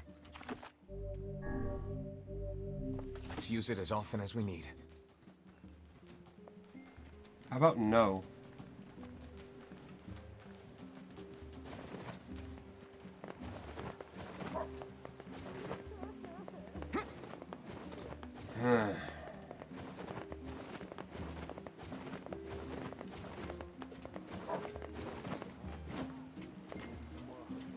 Hey! That red bag. Hey, Okay, yeah, That it! yeah, no one cares, asshole. About you and your retarded fucking wife. Literally nobody cares. The Lost Shrine's up ahead, just past this cave. as well as the Shadow Lord's castle. Let us make haste. Yeah. Gotta go through here like 20 fucking times.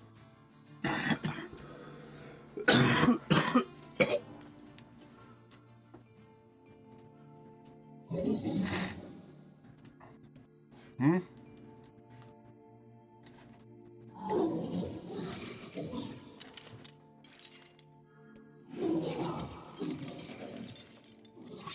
Okay, we can finally understand them. I've fucking been waiting for this.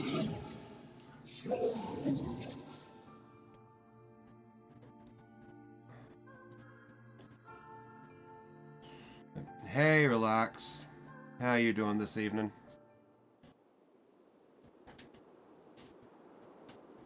Thanks for dropping in.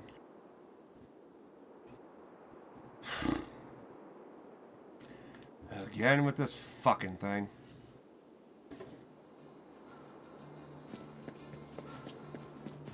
Yeah, you're doing. Oh, that's okay.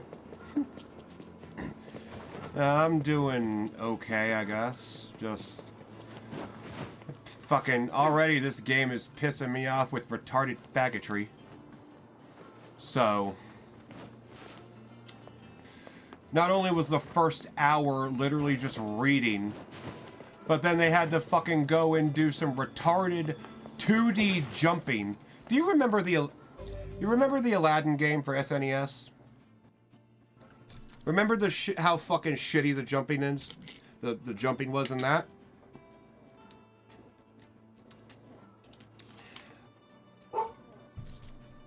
Like, yeah, thanks for reminding you. Oh, I'm glad I could bring that back up. But yeah, you remember just how kind of shit the jumping was in that and the precision platforming? You take that and then beat it in the head with a fucking steel pipe and then make it jump fucking 2D again.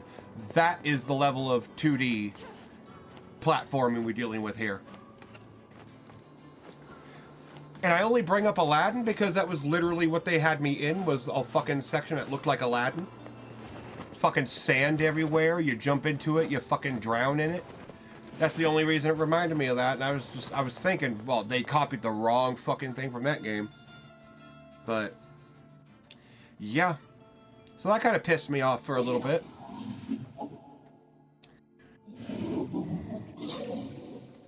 Now we can finally understand what these assholes are saying.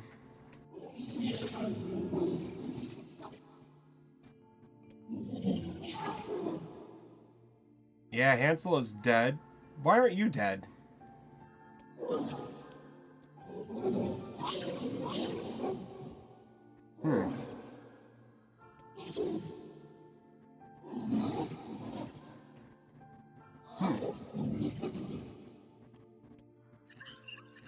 Okay, so you want to die.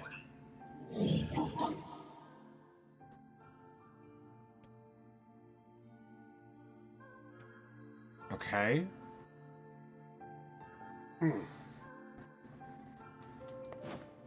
Ain't you excited, sunshine? We finally get to bathe in blood. Don't talk to me. I want to kill so bad I can barely stand it. Okay, now we're here in Tyrion. Okay.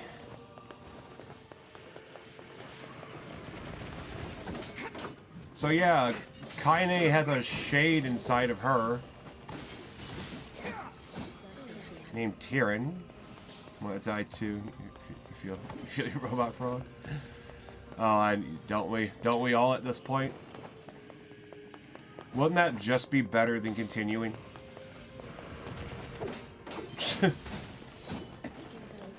When it does happen, I hope it's lights out. I hope it's as quick as it was disappointing. Or as it will be disappointing.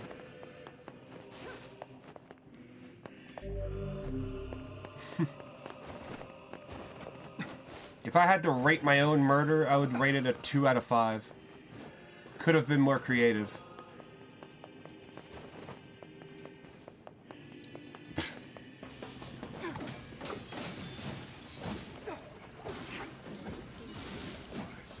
But yeah. Don't even know what the fuck's going on.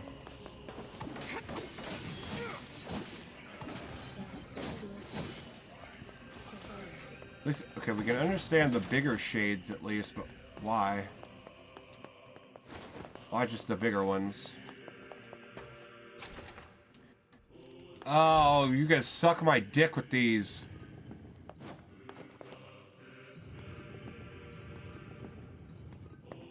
It's just sliding puzzles. I hate this.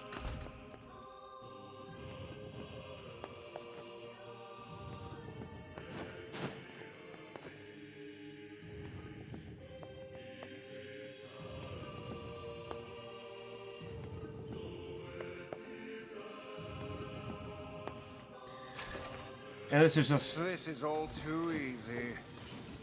Oh, wait, they don't actually attack. Oh, they do, actually. That one will. That one will. Some of them that don't have weapons don't attack you.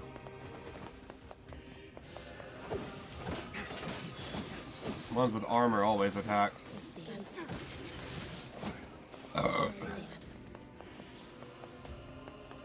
Alright.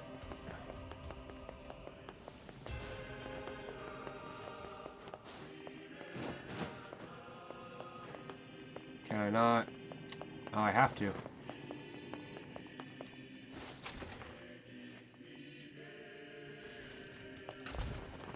Takes longer to open these fucking doors half the time than it does just to get through the fucking room.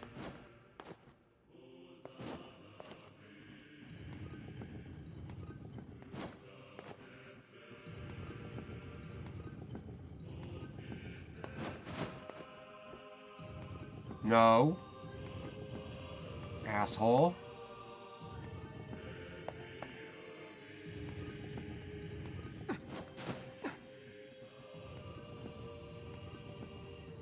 There.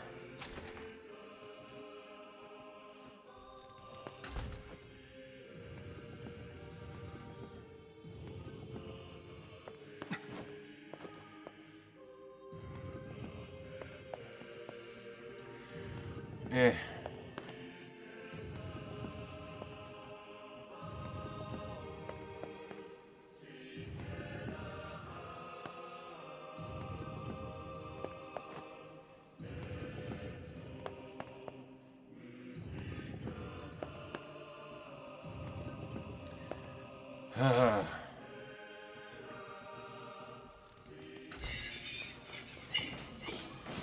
Turn back. What's with these guys? Certainly not your garden variety, Shades. Their bodies aren't fully functional. Say, I've heard of this. A cursed area where incomplete shades gather. Incomplete? How would they be incomplete?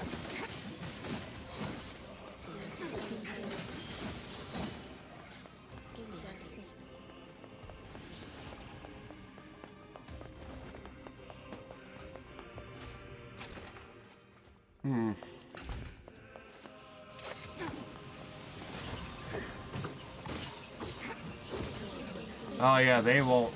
Those are the ones that won't attack for the most part. If they didn't have a weapon.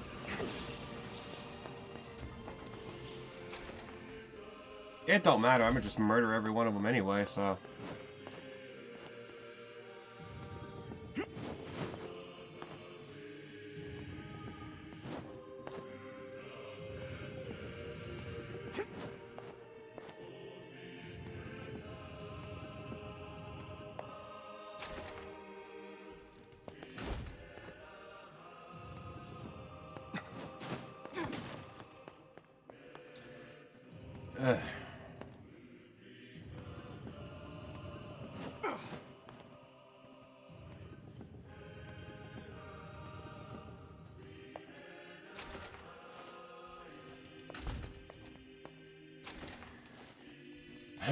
And I gotta do that again if I actually intend to get the other endings.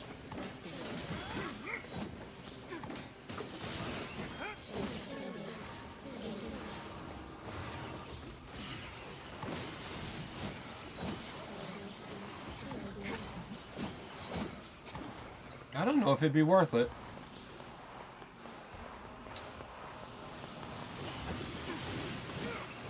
I would probably just be better off once I get the next ending. I would just be better off watching the other 3 endings on YouTube. Because I gotta upgrade. First I gotta get and then upgrade every fucking weapon. And that's bullshit. All that is grinding.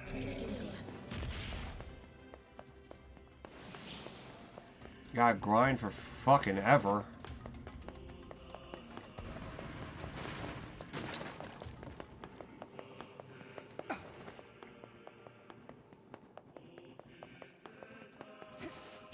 Yeah, I ain't going down there. Because I know there's nothing down there.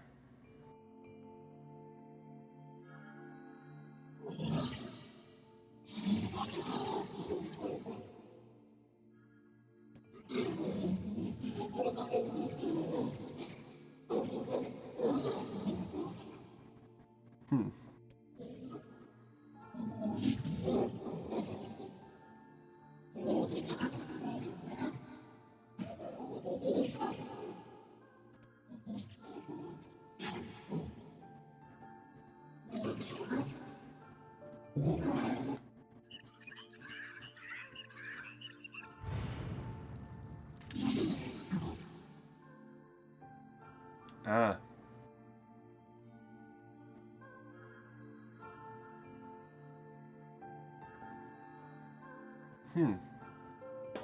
So they hear us coming.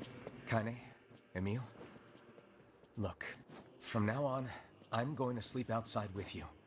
Why? I can't accept that you aren't allowed in the village. It's stupid. So you're staging a protest? Fun. Don't waste your time. But it just feels wrong. Well, that's really nice of you, but you still don't have to stay out here with us. Emil. You got a super important mission. You can't sleep out in the rain. What if you catch a cold? Besides, I like camping with Kaine. Sometimes we sit around the fire and tell stories, or roast... Emil, that's enough. I got a fucking image to maintain. We seem to be surrounded by a mob of helpless puppies. Just kick them aside.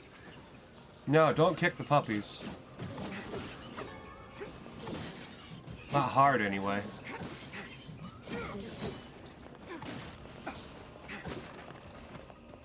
NieR is the kind of asshole to suggest kicking puppies. That's the kind of main character we're playing as.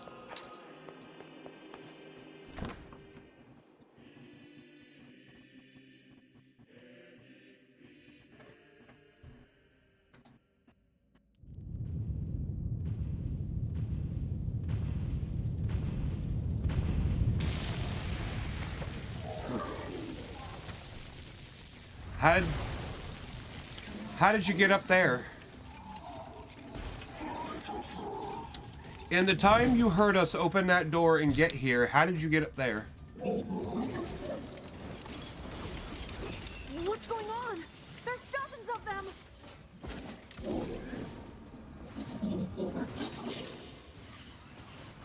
These are creatures of the darkness. Oh. Lure them to the light. It's trying, so the thing we're fighting is trying to get them to stop attacking us. Pathetic to the end, I see. Aim for that statue. It's the leader. So, I'm not the leader. It is I who rely on them. It is they who saved me. Well, let's kill your saviors. Stop hurting my friends. Sorry, I kind of have to do it. It's the point. It's the point of the game. I'm gonna start crying.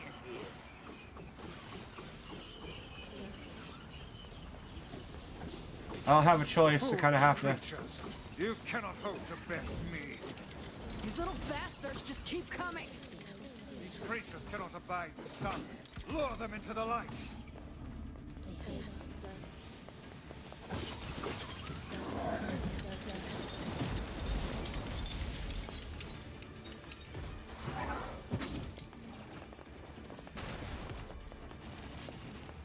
Huh.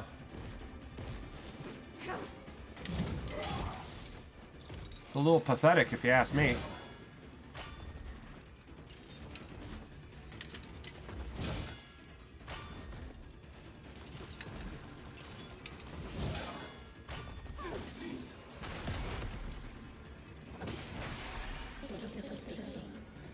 Huh. Well.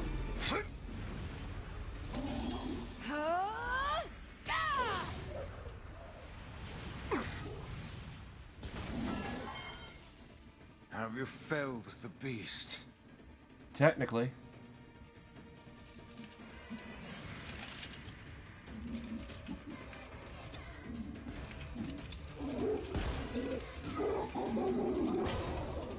No. This is one stubborn son of a bitch. Damn it, damn it, damn it! Hey there, Sunshine. You ain't feeling bad for this freak, are ya? Ain't no turning back now. You got a lust for blood. Embrace the Bad slaughter. timing. All we know is the thrill of battle. Ain't that right, Kaine?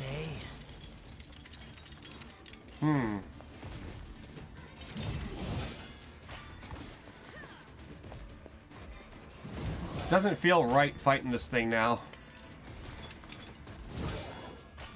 It really doesn't feel right.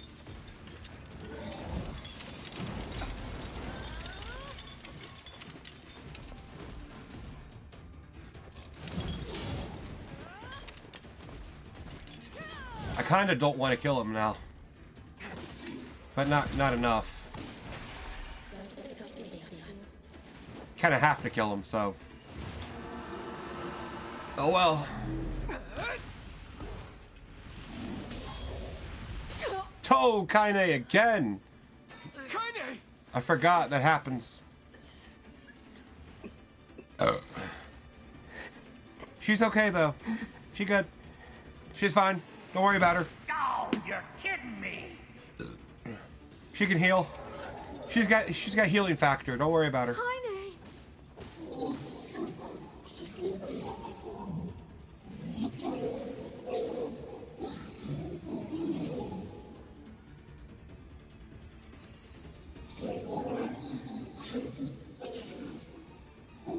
But our friends make us whole. What? What is this?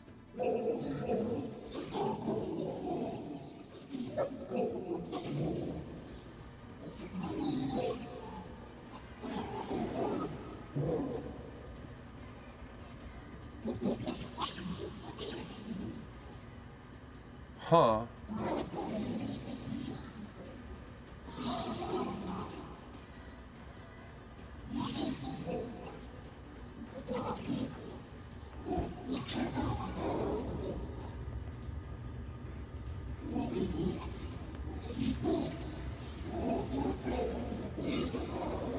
Yeah, you ain't gonna be moving.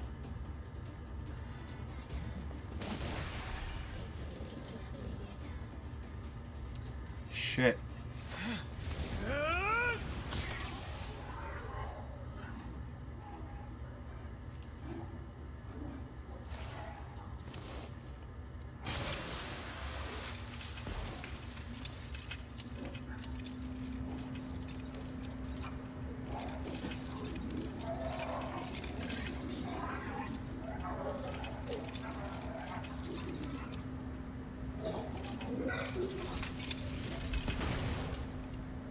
Huh.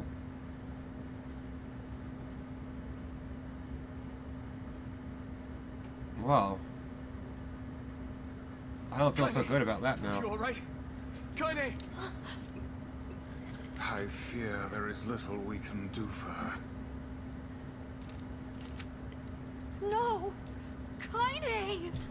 Quick, if you pull it out, she might not be stabbed.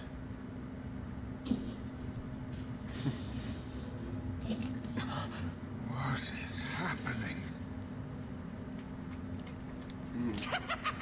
It's all over for you, Sunshine. Kaine! Kaine!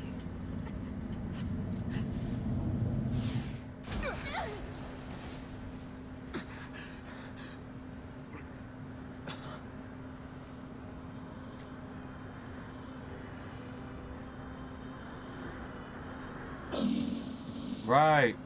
Okay. So, all the shade he took over. It's Kaine's shade! We've no other choice. We must strike it down. Kaine! Come back!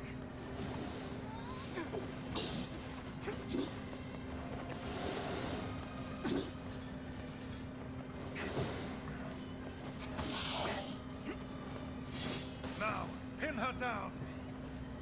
Kaine, please! Come We'll do Oh it. dear. Yeah, so her shade took over like it said it would. Kaine! Okay. Kaine! If for, Kaine! why is it? Okay, for whatever reason, my headphones have died. I gotta put those on charge real quick. I love these kind of headphones, but fucking hell, the battery life gets worse and worse every model. Anyway. Kaine! That smells good. Holy shit. Smells like roast beef. We're having a who feast of roast beast. Or something. I don't know. The Grinch better not steal it. I couldn't hold it back. I can't be with... We're always going to be together, Kaine. If you transform again, we'll just stop it again. As many times as it takes. I don't care how tough it is. We're gonna get you back. Emil's in charge I'm here. Sleeping outside because I'm with you, Kaine. I'm able to ignore my appearance and keep going because of you. I'm weak and I'm sad and I'm lonely, but you make me strong. You're my friend and I need you. So don't you dare leave me.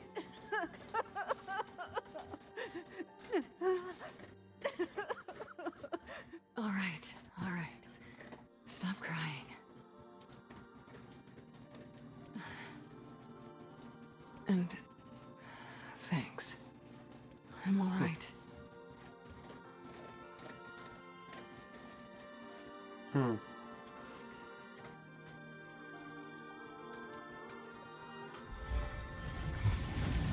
Over there.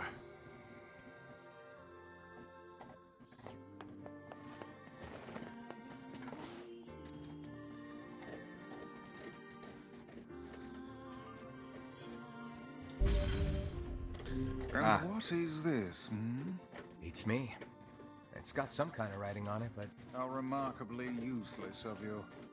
Well, let's go ask Popola. Right. I skipped this dialogue by accident there. Didn't wanna. But I did. It's a cipher of some kind. Caesar cipher?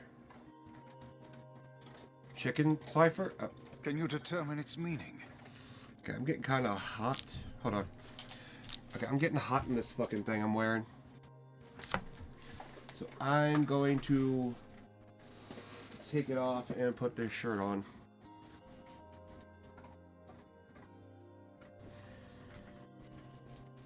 Okay.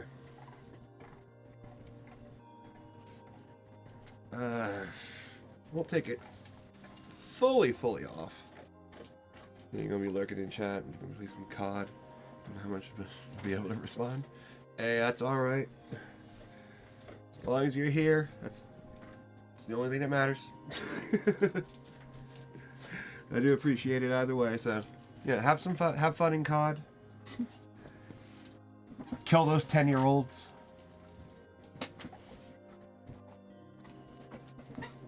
That are better than me at the game. But yeah, whoop their ass. Hi, Molly. What you doing, bitch? Come here. Come here, bitch. What you doing? Yeah. You're not that hungry because you ate that chew toy. Not chew toy, but you ate that chew thing, right? There you go. Glad you came back right now because that was on his phone. Oh, yeah. No, it wasn't. Not this fucking... Not these titties. Look, it looked like pepperoni. That's not sexy. That's not hot. I could put my nipples on a pizza. That's not...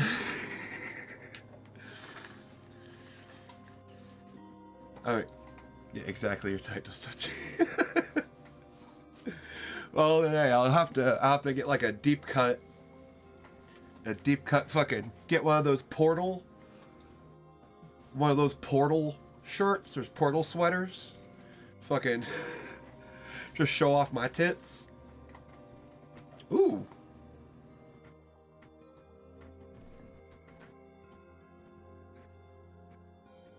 Boob window sweater. Yeah, you'd be here every stream without fail. Well,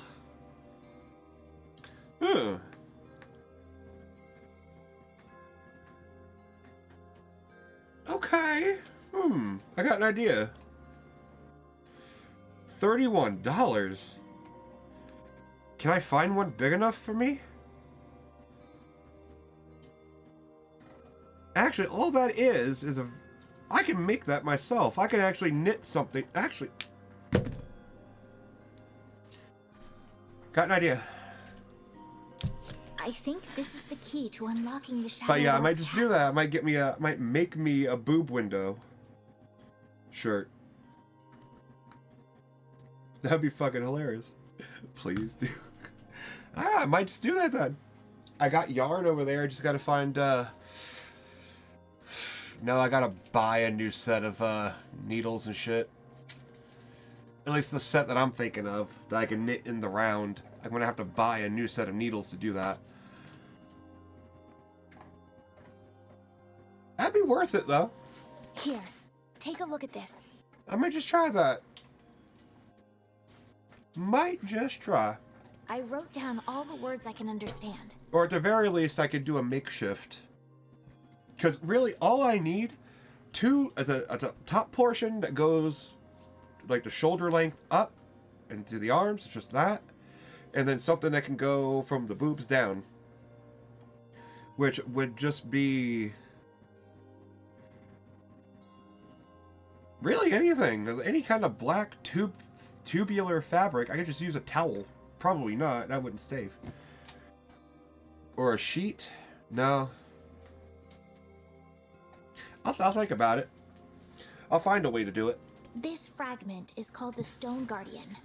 It's a bitch to do. Well, we'll Given see. that you found it in the Lost Should be simple. Shrine, the words must mean something. Your bestie crochet? You don't know? Yeah, that's kind of what you're thinking. Ooh, yeah, send that in the, if you can post that in the Discord, I can check that right now. Somewhere in the Discord. Did I get rid of knitting?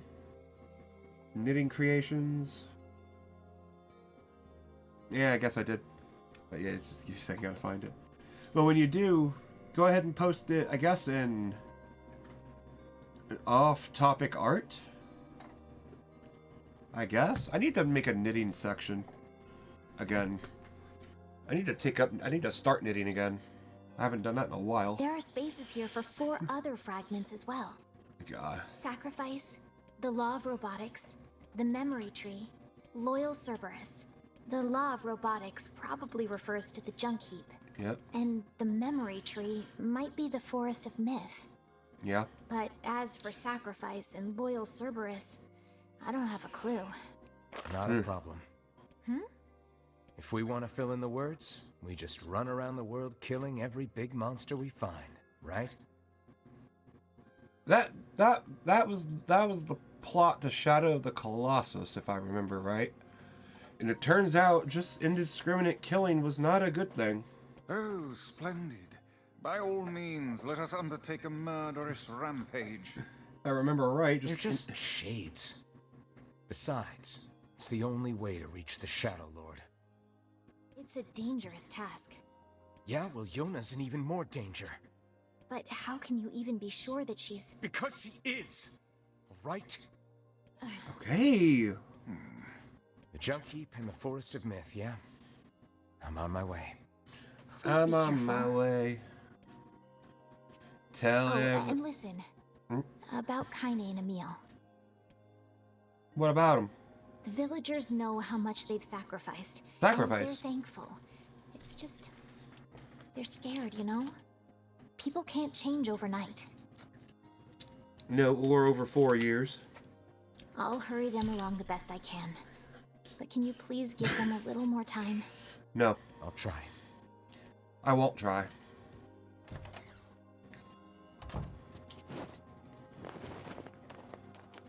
I still find it hilarious we got those 2 children taken away from their abusive drunk dad. And they stand up there just saying, why can't we see Daddy anymore? Because Daddy's a drunk.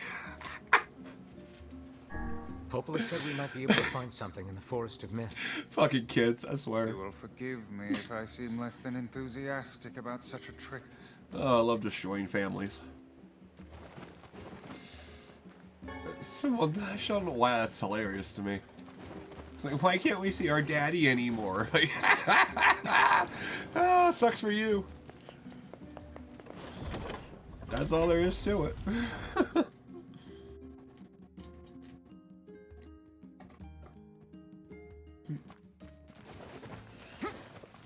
Alright, let's go make our way to the Forest of Myth. And I am gonna try to fucking speed through that shit.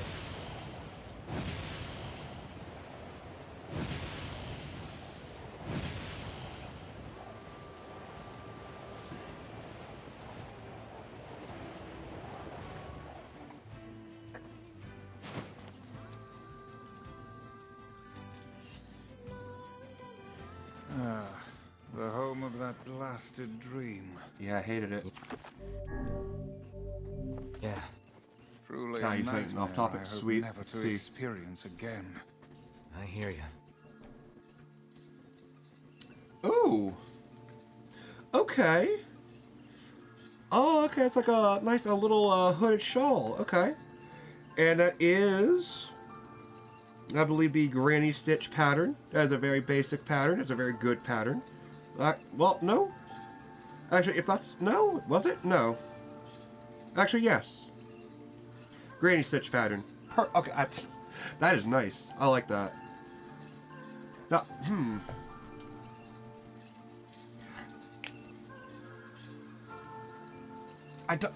I know I did something similar. I don't know where the fuck it is, though.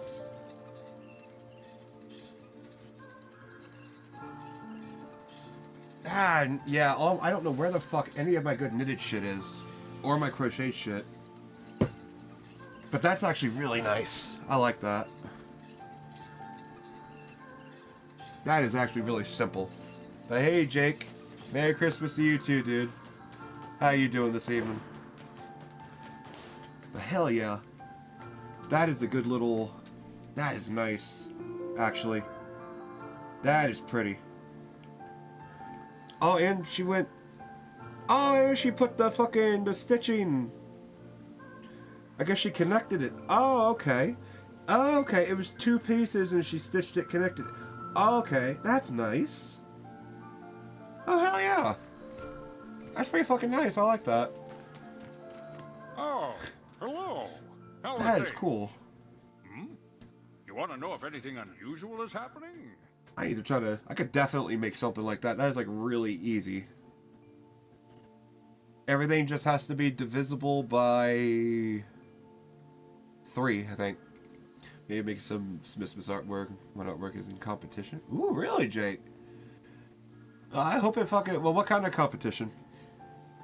I'll vote for it if I can. Well, I have been feeling a rather strange presence If it whenever is I that kind of visit the competition. Divine Tree. The Divine Tree? It's a legendary Hopefully it tree wins. that exists in That'd the be heart awesome. of our village. I do hope it gets at least... Well, I hope it at least makes the top 3. That's always good. Top 3 is always good. If it wins, hey, that'd be perfect. Did you investigate the cause of this presence? Why the fuck does my Dr. Pepper taste like it has vodka in it?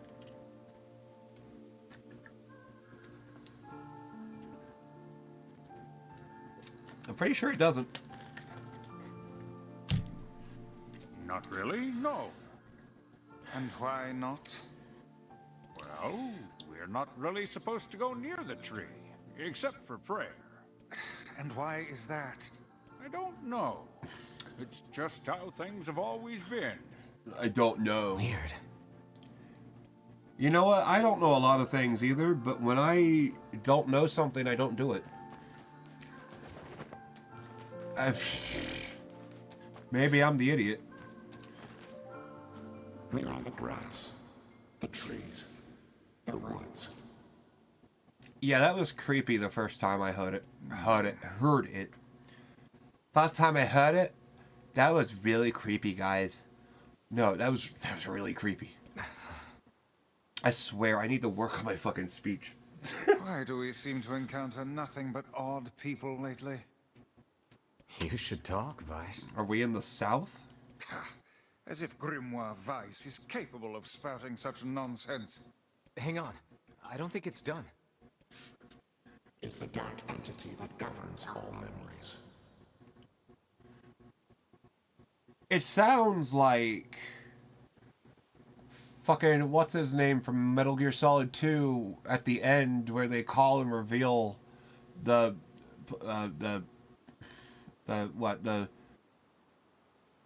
plan for societal sanity or selection of societal sanity or whatever the fuck it is.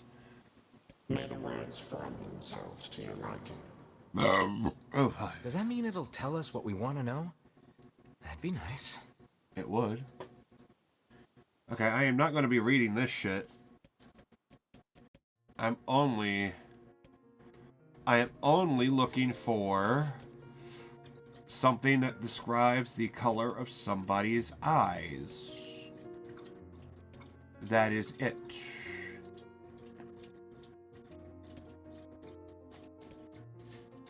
And I am not trying to read all this shit again that I had read once. Deep brown eyes. Brown eyes. Brown eyes. Brown eyes. Brown eyes. And a female warrior. 63 companions. Brown eyes. 63.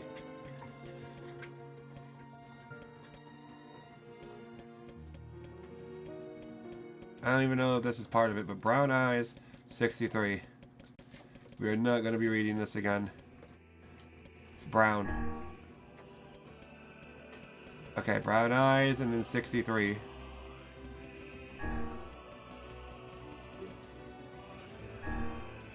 And then the answer is always Yona no matter what. I hate that. I really hate that. That makes me want to fucking Sudoku myself. What in the... I never realized shades were capable of rational thought. They're not. I don't care if they can tap dance and play the fiddle. Bro, if they could do that, I would capture one, enslave it, take it around to every city, make some money. I just want to kill him without all this hassle. Or we just kill him. With the tree defeated, we no longer... Why have is to my worry answer to about everything being slavery? buried in its Jesus world Christ. of letters.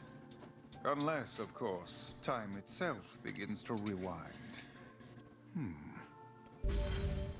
Okay. Well, we got that. Now we can go to the junk heap and do a thing there. Yeah, she'll have nothing to say. Popola said we might be able to find a key fragment in the junk heap. Perhaps we can find a clue at Two Brothers' weaponry. Perhaps, but maybe they're dead.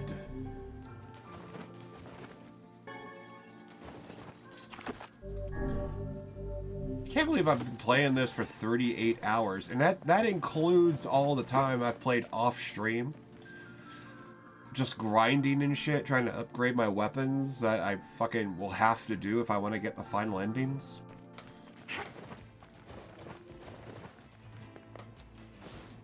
Which is some bullshit.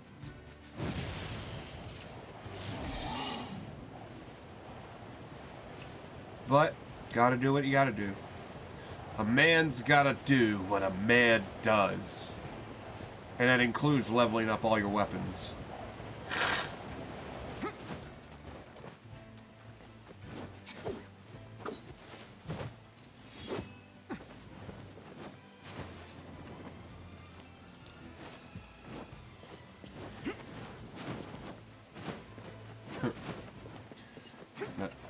Yes, yes, just a deep V, with your crochet top.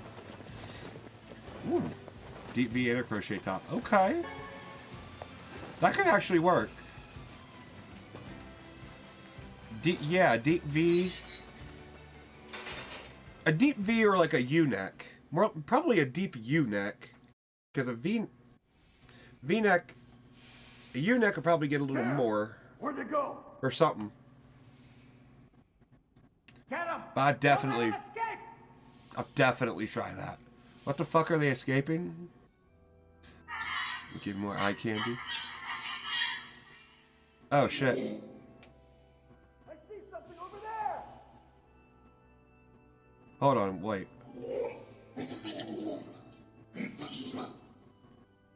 What?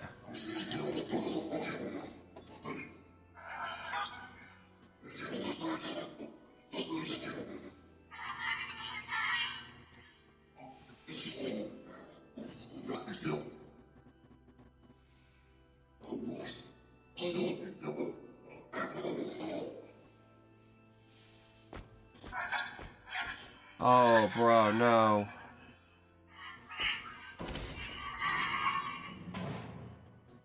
Oh. Here! They're in here!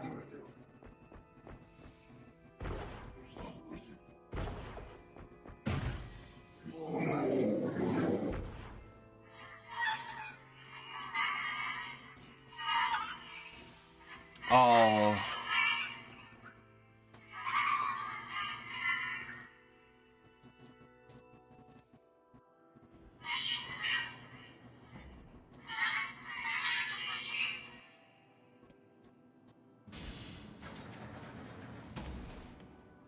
Oh.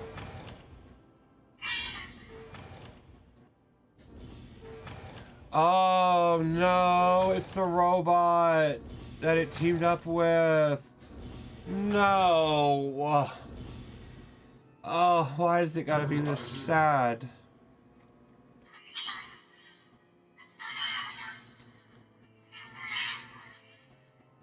Military defense robot, P-33. You want me to P-33 times? You are an intruder. You must be eliminated. Error. There is something leaking from your eyes. Blood?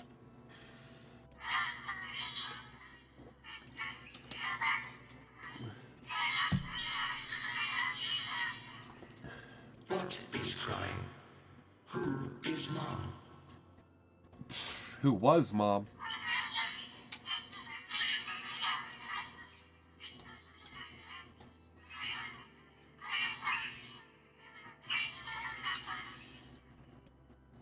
Oh. My creator is also dead. He perished hundreds of years ago. 874 years, 10 months, 14 days, 4 hours, and 43 minutes. 44 minutes. If I... Nah, it probably won't say 45 minutes if I wait a minute. That would be cool, but it probably won't do that. That's fucked up. So 800, almost 875 years.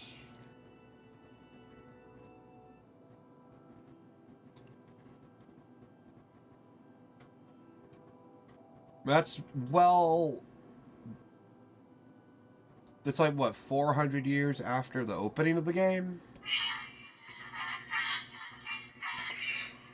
I am incapable of being lonely, or missing others, or crying.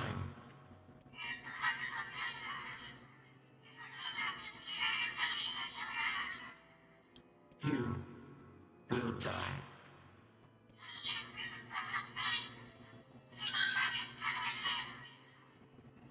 Why will they kill you?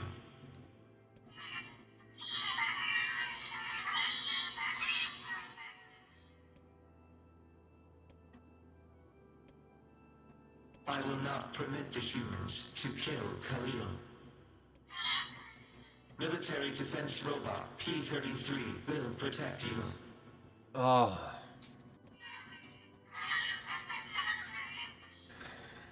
P-33 is charged with defending others.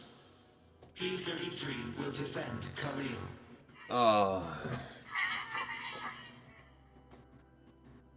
I'll call you Beepy. Bruh, this is fucking sad. Oh my god. We are the monsters here. Now this part's pretty funny. There's gotta be tons of machinery here. Yeah, but this is I don't know fucked how up. much we can actually use. God damn. Oh wow, check this out. It Why looks is it- brand new. Why is it gotta be like Hey, this? be careful, all right? This place is dangerous. I'll be fine. Oh no! Huh? Look out! Huh?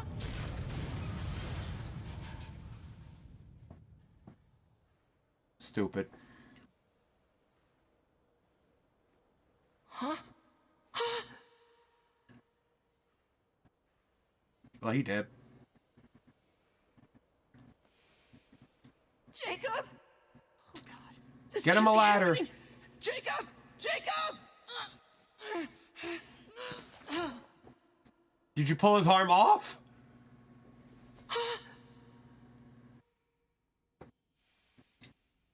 They ain't showing it. No!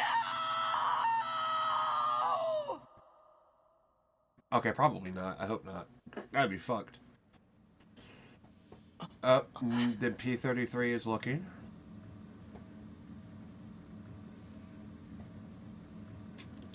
Oh, that's why. That's why he thinks that they did it.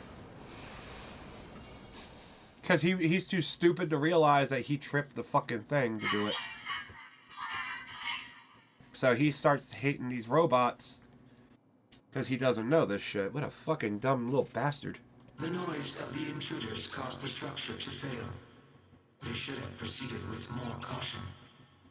One intruder has perished.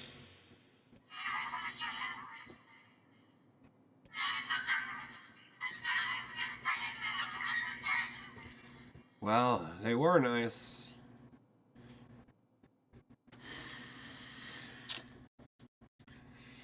Fuck. The junk heap. Perhaps we should speak to the brothers. They might know something about this.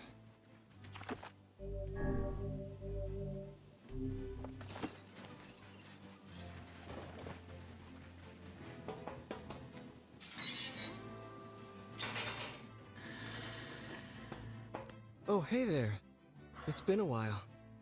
You're the little one, aren't you? You've grown up. How fares your brother? I'm dead. My brother's been dead for 4 years. Oh, I see. Please forgive the question. It's okay. I need to ask you something. What is it? You heard any rumors about shades around here? Not the little ones. I'm looking for one that's unusually big and powerful. No, I haven't heard about anything like that. But I haven't really been listening.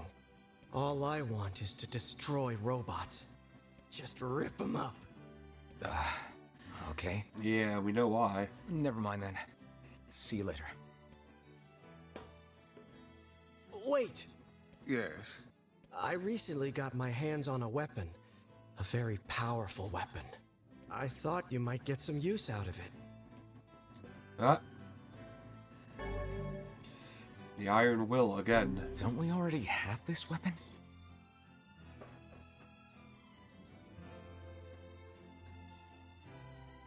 Huh?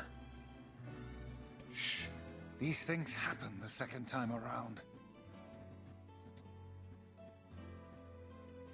Huh? They know? Vice knows?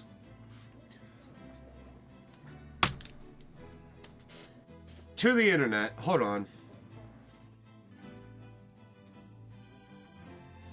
Okay, Vice knows we are doing a second playthrough.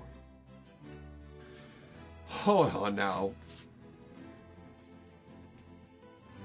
Why does Vice know this? I want to know. Hold on. So he knows. That implies a lot more than I think the developers meant.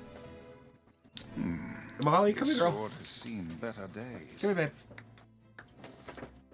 Hi, sweet. Hi, sweetie. What you doing? What you doing, big girl? What? My girly.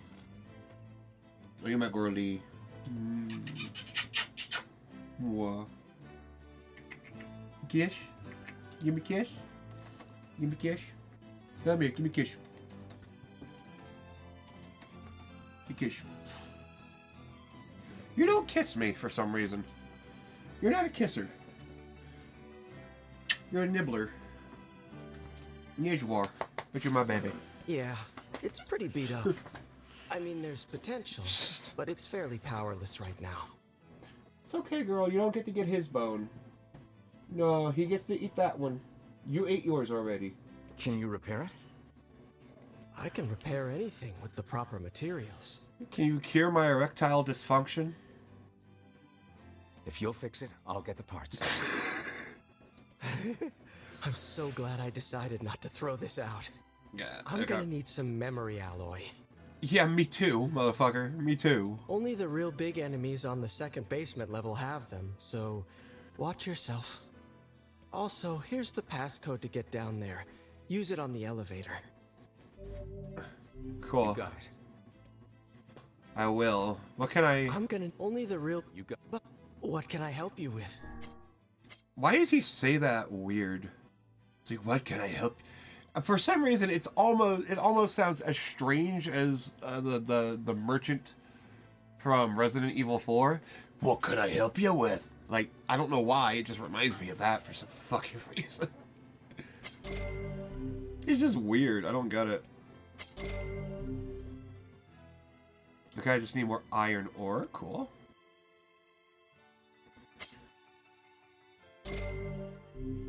Pyrite.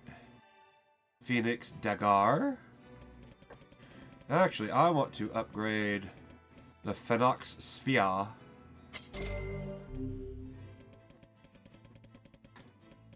The Phoenix. And that yeah, was it. Elaborate machine. I can get those. Those are easy to get. Another complex machine. Okay, we can get that.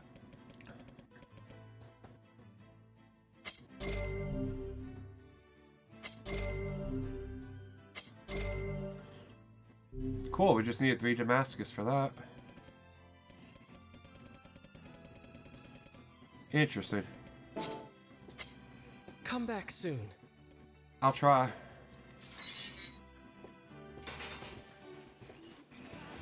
Alright, we gotta go kill the child now.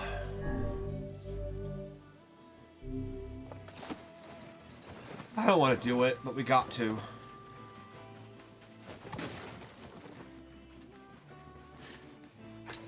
Damn it.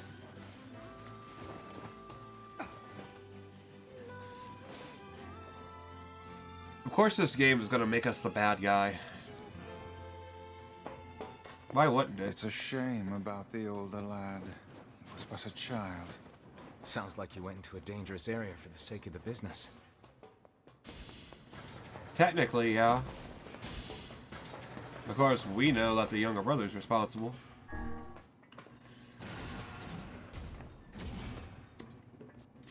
Still really fucked up, though.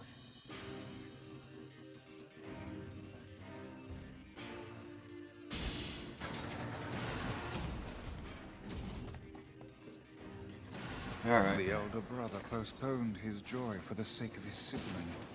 Do you think he would... Actually. ...was ever truly happy? Hell yeah.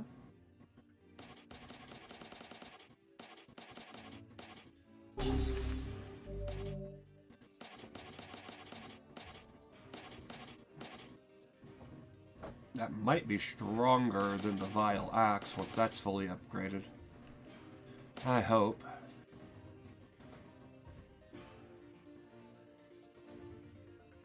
Huh. No, I'll switch to that anyway. Just making his little brother happy would have been enough. Looks better. That's what being an older brother is like.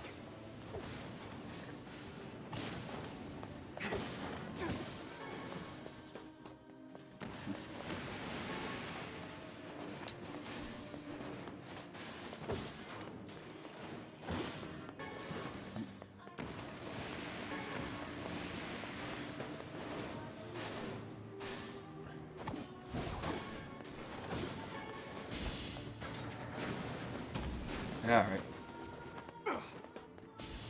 Well.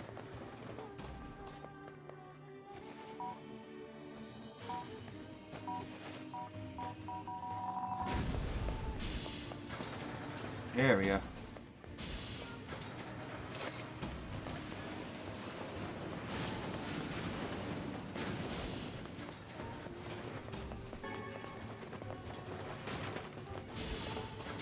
Alright.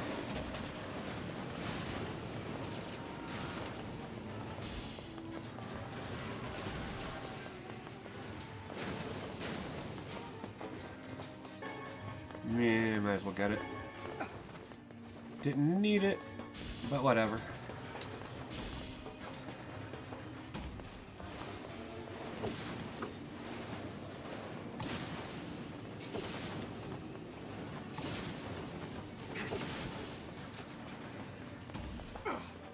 Okay.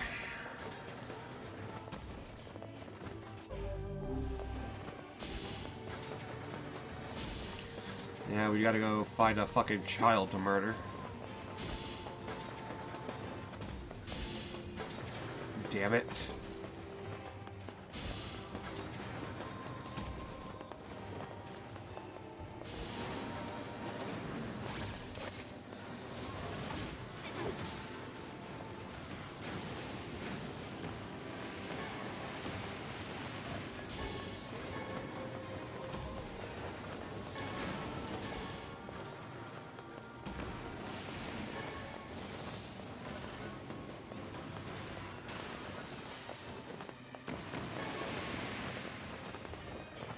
Good?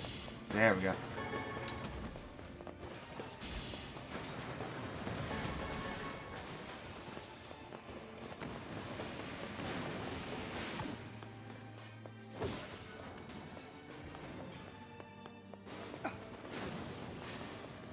Okay, well, the door ain't gonna close. Probably don't even really need to be here.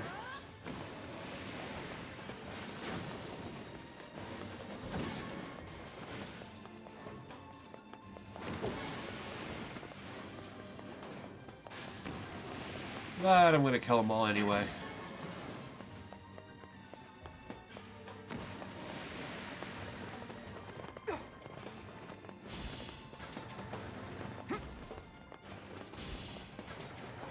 I guess I understand why they make you upgrade every weapon fully to get like the final ending. Because to even get that, you gotta kill a lot of humans. Technically. And that makes you evil. So I guess that's like the entire point of the game. It's like you are evil.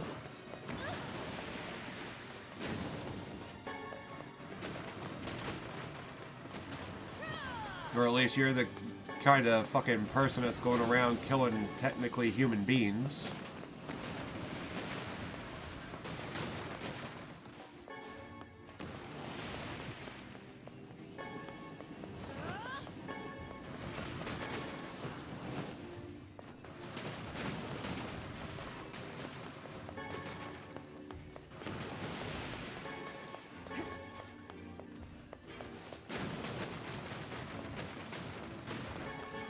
God damn, I got Damascus and fluorite.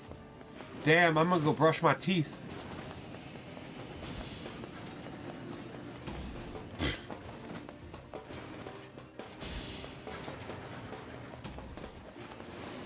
Alright, big room. Let's fight.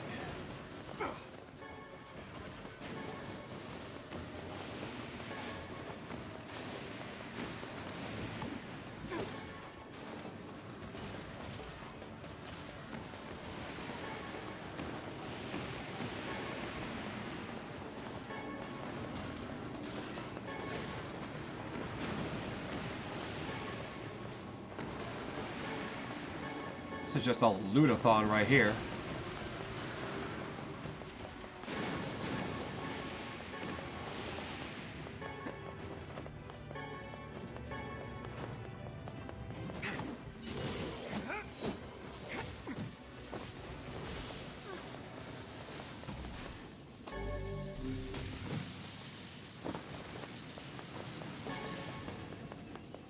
Well, I can usually get titanium alloy real easy from them, but I guess if I want to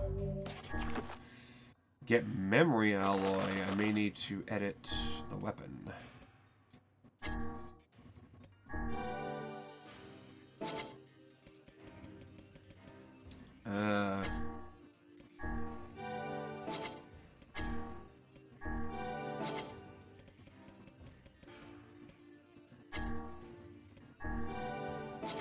That'll work.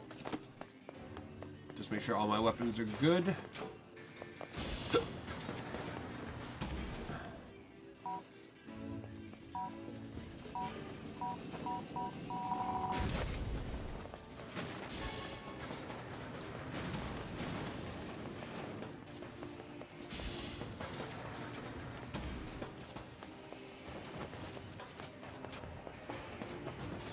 Ugh.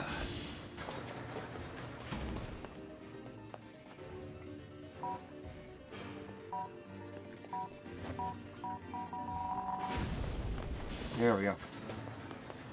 Alright. I farmed all of that. Now we just got to...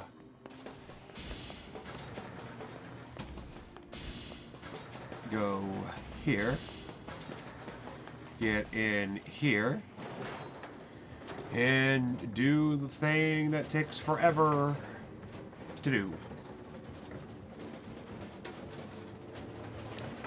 Okay.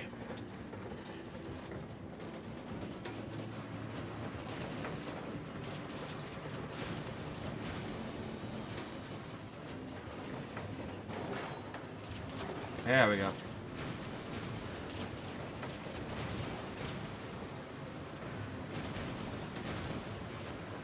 Yep. Super easy, just gotta keep firing.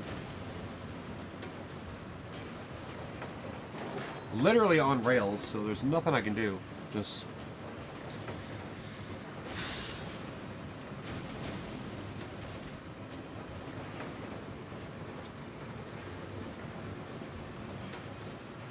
gotta wait.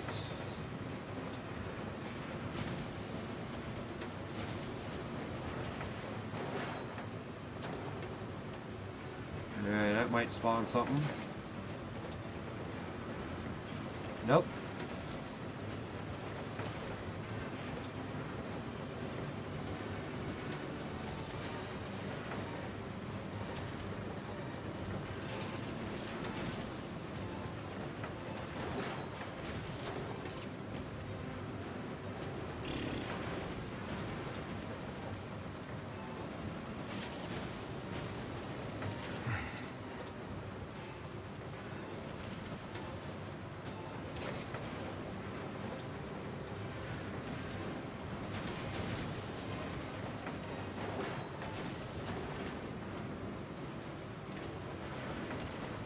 Why was it stuck?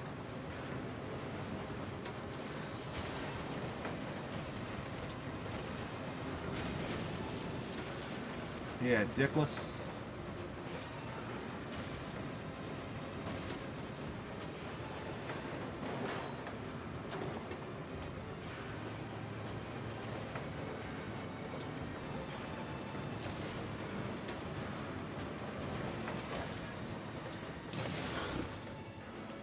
Cool.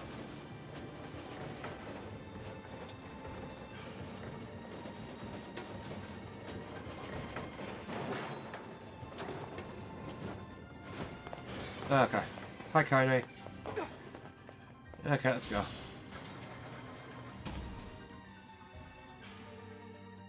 Gotta go kill this little kid.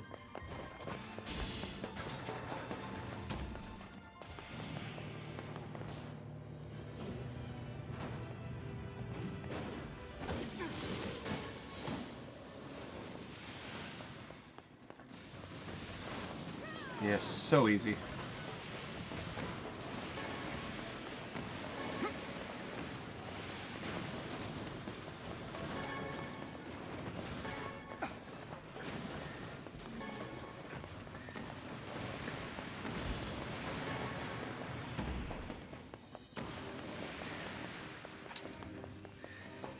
That it? Well, I got a titanium alloy.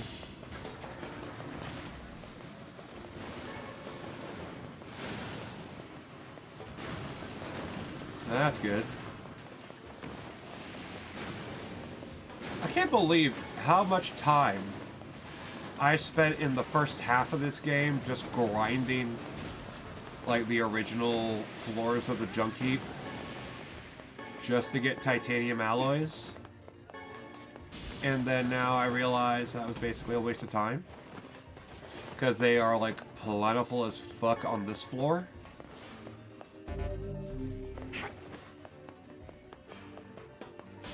crazy.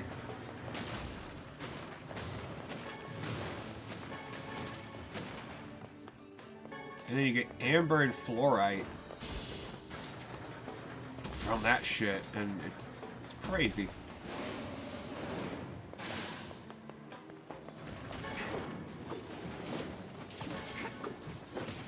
Probably will have to do more black pearl farming, but you know, that's at least easy. Just fucking takes a while.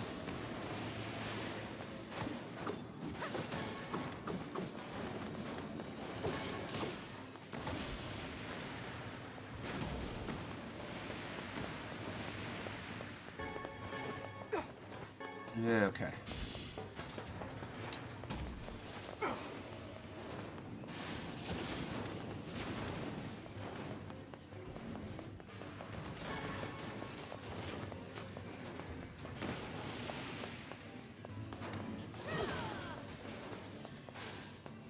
Come on. Go get you. Got him.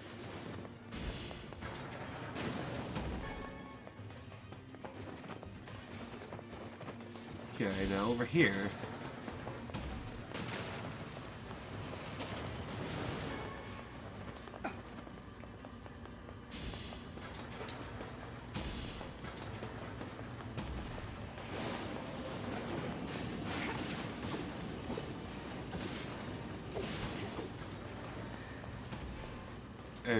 Okay.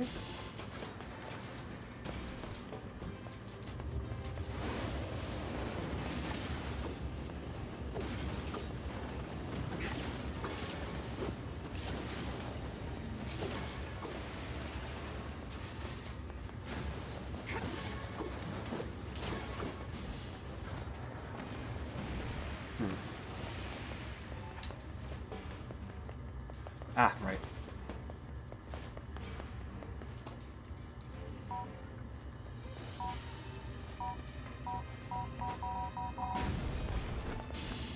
Cool.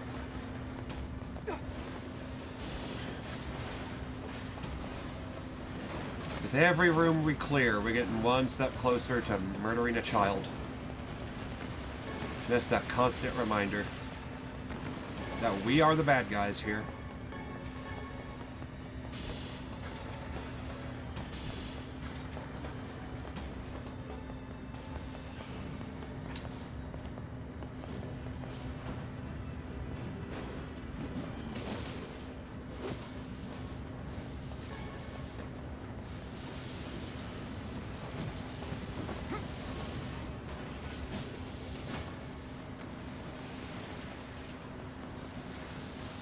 Huh.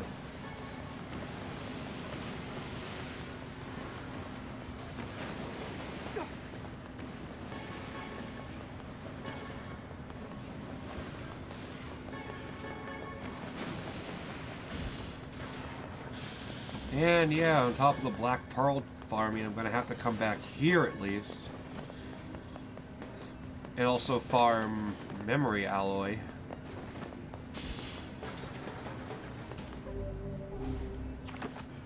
Which is great.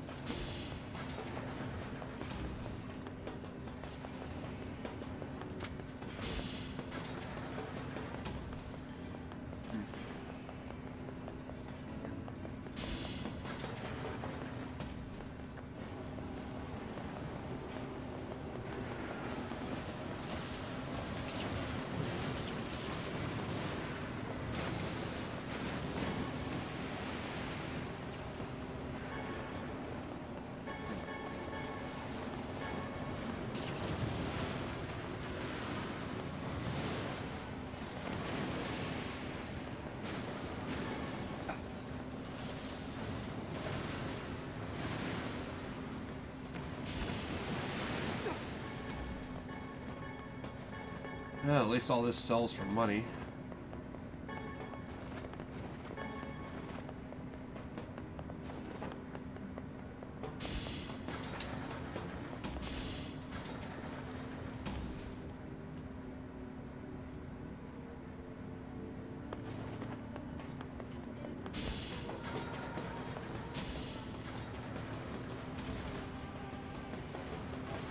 Oh, goddamn. I'm smelling that good food coming from upstairs. Someone has to be cooking something for tomorrow.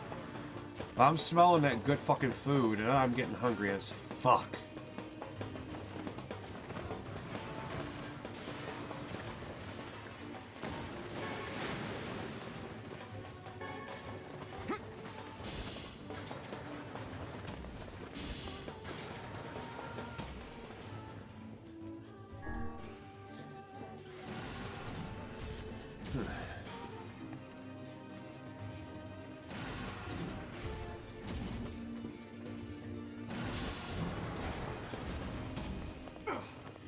Yep.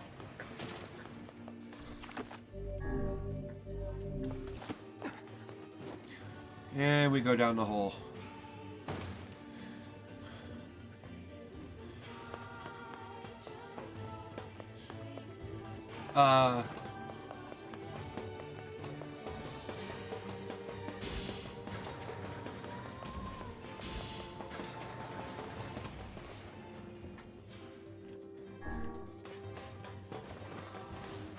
Wait.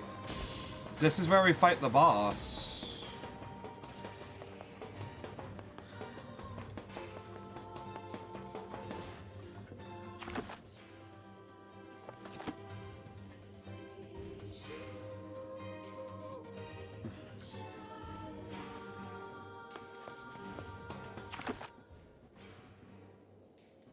Huh.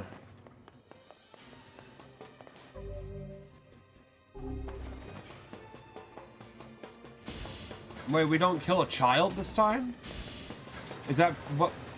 Is that just giving context of what we did the first time around, or what the fuck is? Why wasn't there a boss?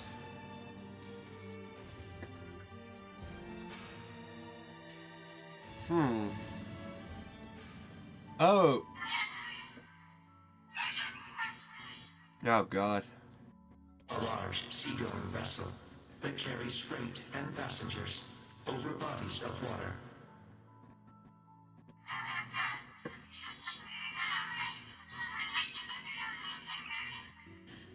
You have taught me much, Khalil. Oh my god. You have helped to expand my vocabulary. You have instructed me in the ways of the outside world.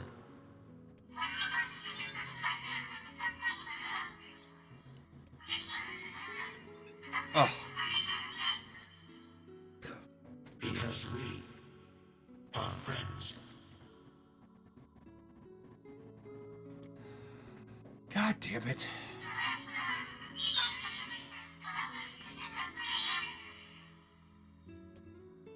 Fuck.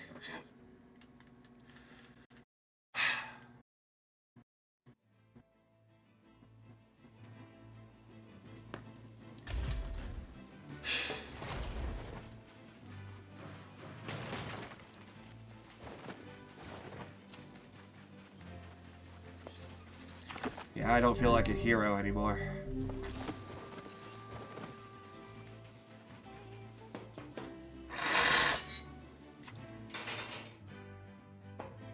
That's some pretty impressive stuff you found. I'll start upgrading your weapon right away. And since you did me a favor, I won't even charge you for it. Cool.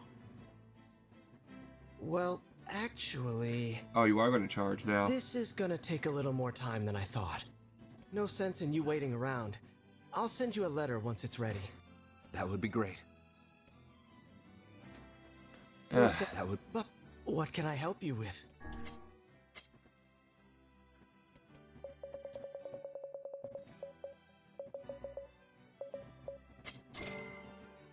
That might be worth it.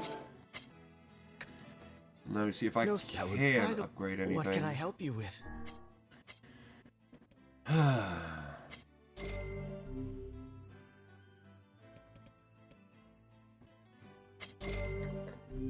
Oh, I need 3 fluorite. Okay.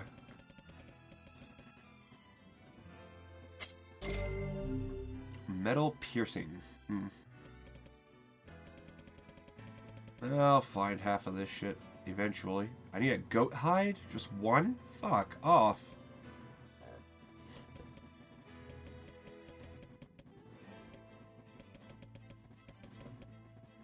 And 20 copper ore.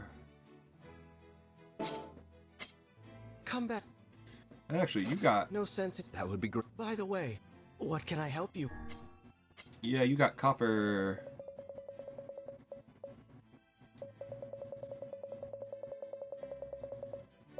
There we go. Come back. Nope. No sense. That would be... By... What can I help you with? Cool. Alright. Come. It appears we have some free time on our hands. Yeah. Maybe Popola's found some information about the Shadow Lord. Let's drop by the village. Very well. God damn. Well, maybe Popola can suck my dick, because she doesn't know shit.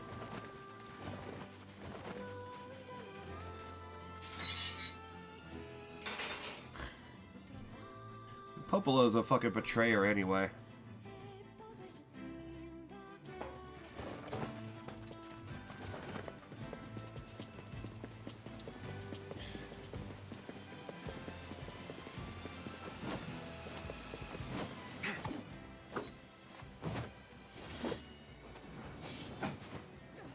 There we go.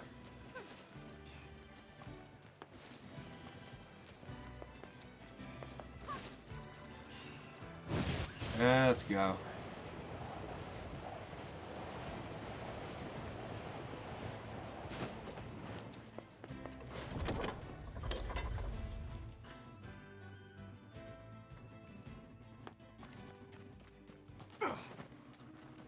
Okay, Popola. Now you're gonna send us over to the desert, aren't you?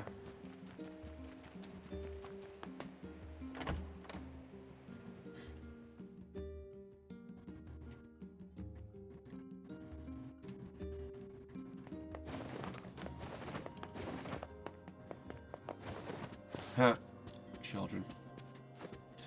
Fatherless children. Learned anything new about the Shadow Lord's key, Popola? Okay. I am getting cold. So I'm gonna put this back on.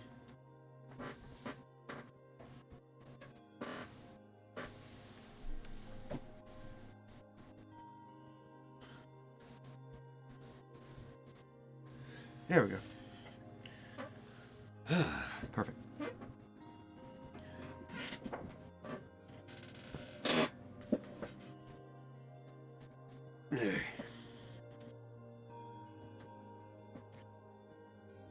There we go. He's back on. Okay. You know, I was just going to talk to you about that. You remember the Eyrie, right? I wish I didn't. That depressing shell of a village? Not so much anymore, it sounds like. I just got this letter from the village chief. Have a look. Okay, yeah, this... I don't think I read it the first time, did it? Greetings to you and your village. I hope everything is going well. Our village has shut itself away from the world for far too many years, and we have therefore decided it is time to change our ways. As part of this endeavor, we have resolved to establish a shop within the village. It is open for business, and I look forward to seeing a great many customers come visit from all over the world. Now, with regards to the sacrifice keyword you wrote about, one of our villagers claimed to know the meaning behind the term. You are more than welcome to speak to him on the matter as part of your visit to the area. I hope to hear from you soon again. Hey, I'm gonna wish we didn't go there. Isn't that the name of one of the key fragments? Yeah. That's right. I've been trading notes with leaders from every town in the land. You're amazing, Popola. This entire affair strikes me as a bit too convenient. I'm afraid Grimoire Weiss is correct. What do you mean? Yeah, he was correct. Popola's just misleading us here. The area has been shut off from the world for years. And now they've not only opened trade routes, but they freely exchange information about the Shadow Lord. I agree. It seems rather unnatural. And dangerous. You're overthinking it. Besides, I don't care if it's dangerous. I do. I won't get Yona back by just sitting around and waiting. If there are shades there, I'll just kill him and be done with it. Oh dear. Well, if that's the way you feel, I guess I won't stop you. Try speaking with the chief when you get there. Rightio. I wonder. Do we still have... I think I read that. Yeah, I read these.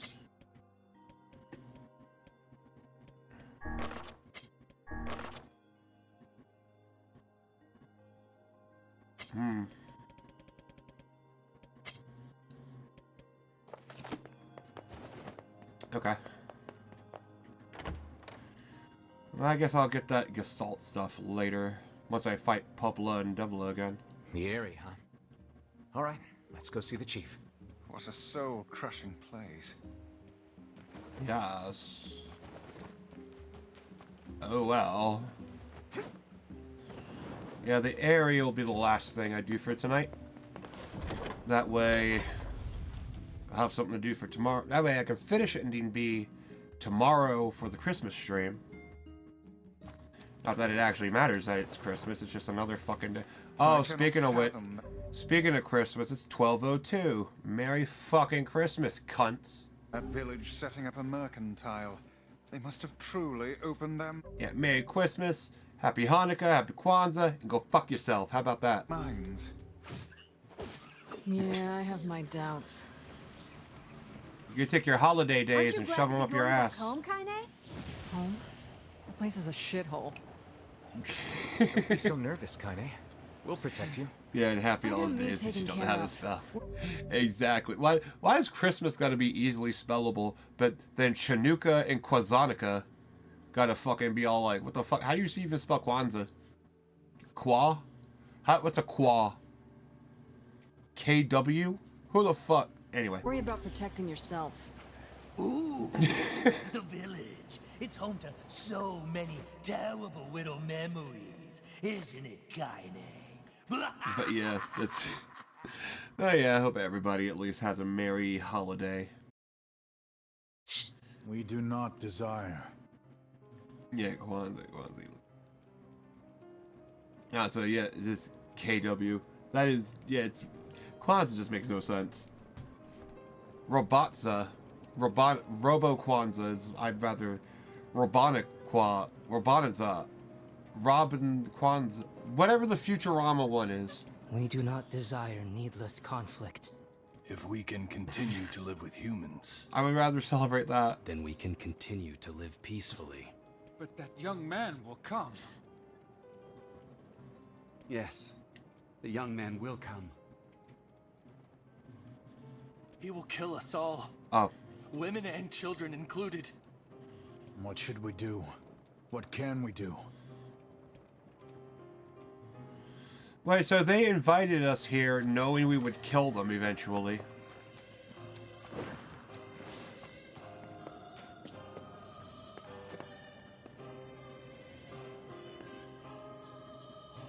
Okay, well there's the thing that meant a lot to Kaine, the Lunar Tier Reef. Huh. I guess there was a house here? Is that the point? There was a house here? And because of the monster that attacked, it's no longer here?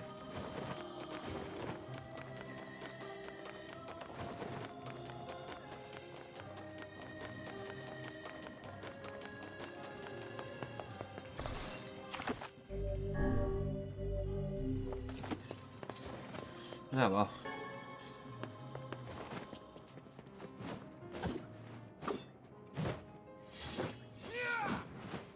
Ah, you suck a cock.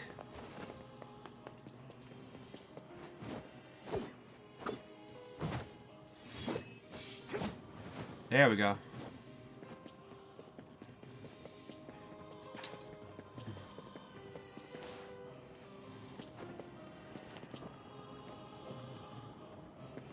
It would have been quicker just to go the normal way, actually. Fuck.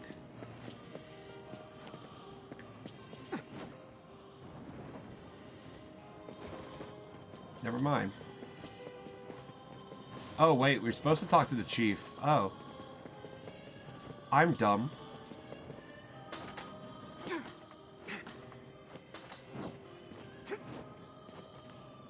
Hello? We're here from Popola's village.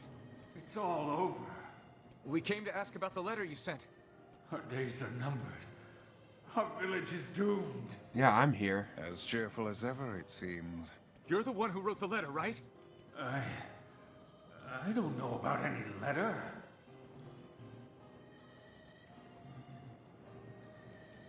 What the hell is going on here?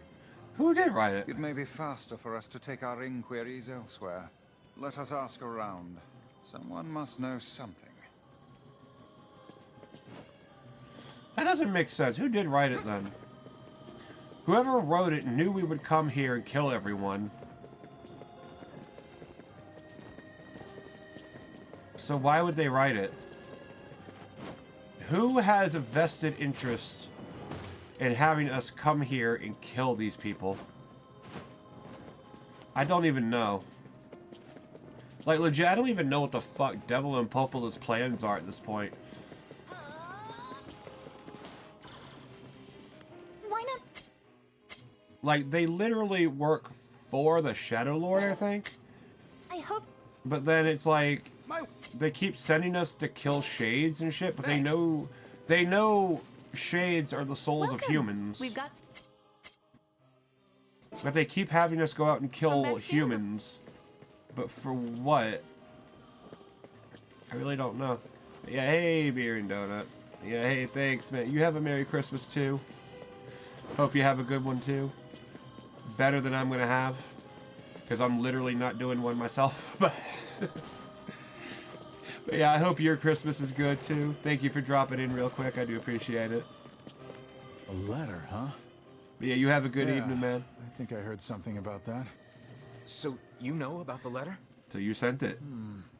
Maybe I don't. I'm not sure. Which is it, man? Oh, and if I may ask, are you friends of Kaine? You could say that. Ah, I've heard the rumors. Here to hunt shades, are you? Indeed. Our aim is to defeat every last one. Every last one? Everyone? Everyone. Everyone. Yeah. Vice! Beware, this man is a shade. Damn it, it's a trap! I figured as much. You guys sure are taking your goddamn time. 1,000 apologies. Yep. We were distracted by the local welcoming Are they party. people? Are they people Want or some help? shades? A carnival of murder? I love it. Yeah. Oh yeah, he loves this. Kaine, the villagers are possessed! But not all of them. Some are still human, so be careful. I think we literally just killed a bunch of humans.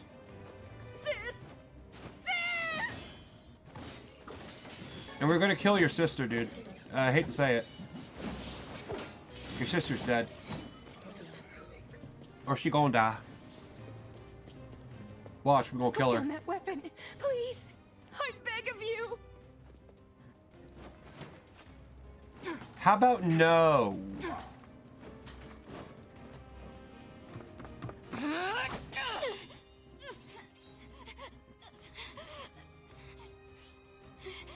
Get out of here! No way! I'm not going to abandon my own sister! You should if you knew what's better for you. Kaine, what's going on? Don't be fooled by this lady. She's a shade. Yeah, she's a human.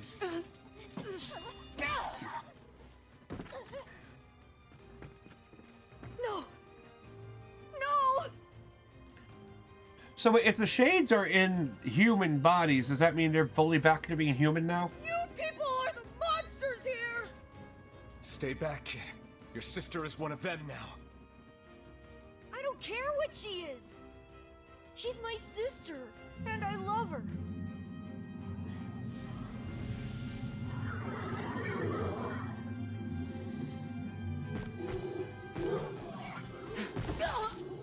Slashed.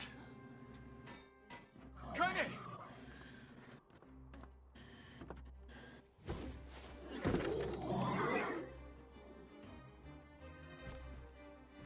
Well.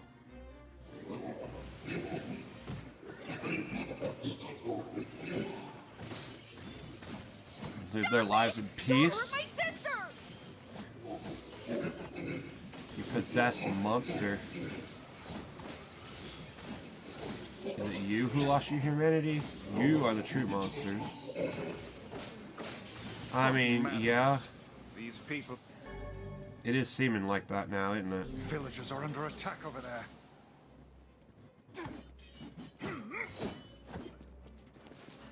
Damn it, Kaine! You gotta get up! Emil, watch Kaine. I'll go clean up over there. All right. Damn it. We are fucked. Get them. We are just completely fucked.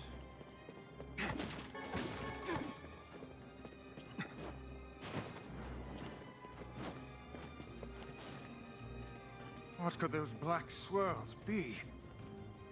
Chocolate fudge?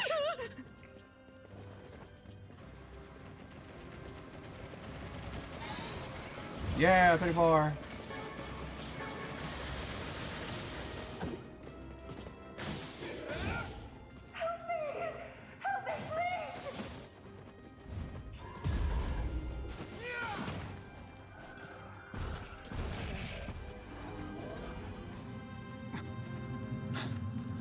What's happening?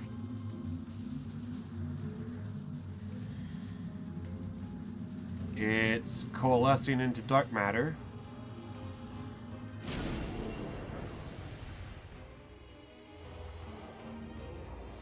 And now it's a flower.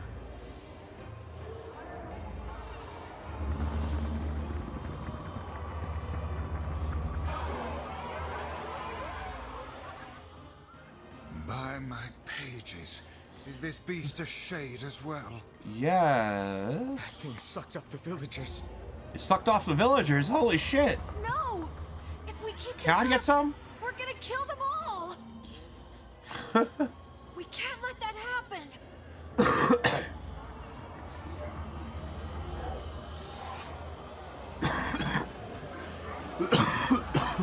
Huh. It doesn't even know who or where it is? I feel something from within the creature. Yeah, you should.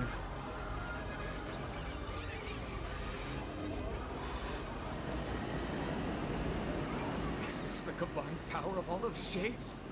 It will take more than a barrage of magic to stop us. The first to waver is the first to die. Damn it.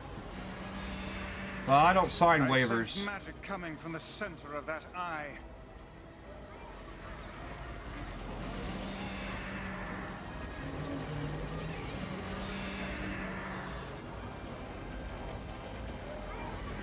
Wait! I think those are actual people! Hold nothing back. Those are shades. Well, I mean, technically they're actual people. Such speed.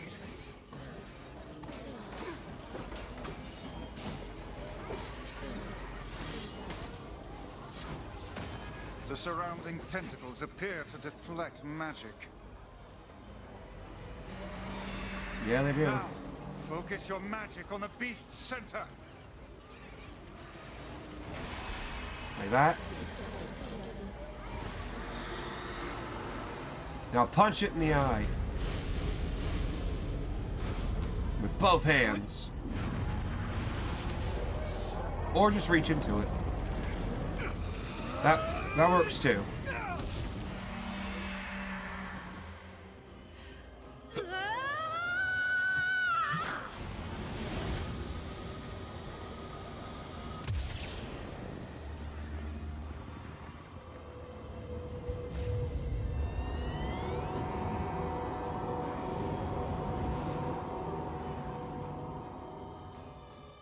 Look out! Something's coming! Yeah. Like what? Its weak point is located around the back. Try attacking it from above. Right. I'll try to pin it down. Emil! Emil! Emil. I'll keep it busy. You should be able to attack from behind. My favorite Go around way. and get it. Please, hurry. Emil can handle this. We must circle behind the creature at once. Yeah, I'm trying here. I don't know why it takes forever just to climb a ladder, but I'm trying. Here we go. You must strike it in the eye.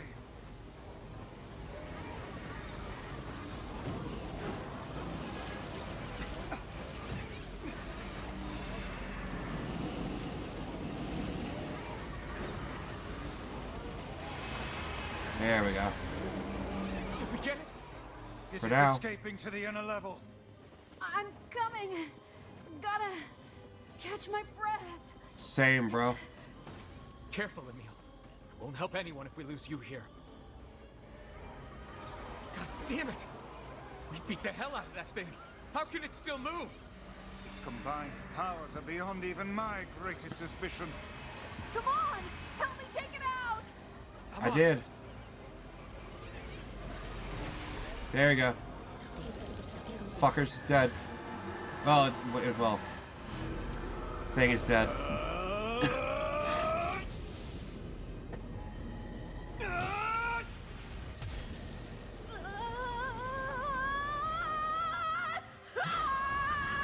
Oh, he's coming, all right.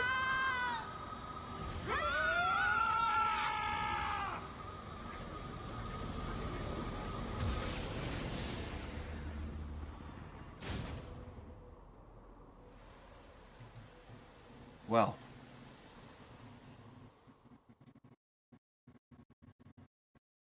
Hmm. 2034? Had a successful test. Okay. Emil! Emil, wait!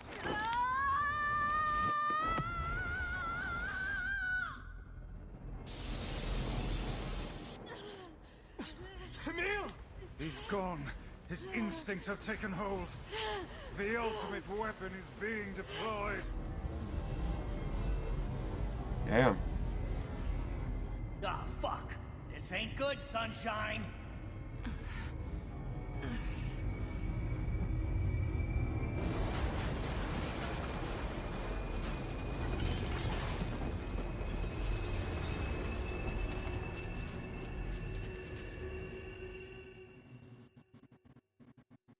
Okay.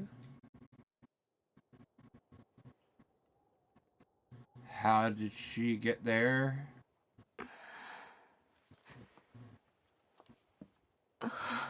Did Tyron, whatever the fuck's his name, do it?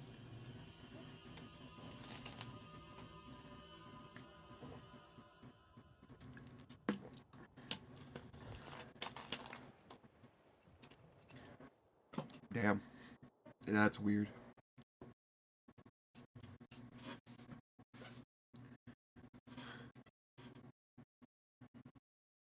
Uncontrollable magic. I have to protect the people I love. That was my only thought as I unleashed a magic powerful enough to destroy not only the Shade, but everyone else as well. All of them. So many innocent lives. Destroy.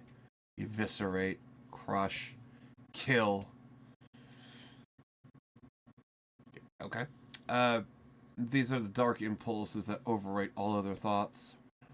As a being that was created by to be a magical weapon, these are my instincts.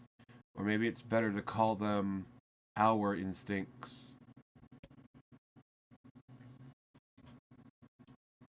Oh god, we're reading again.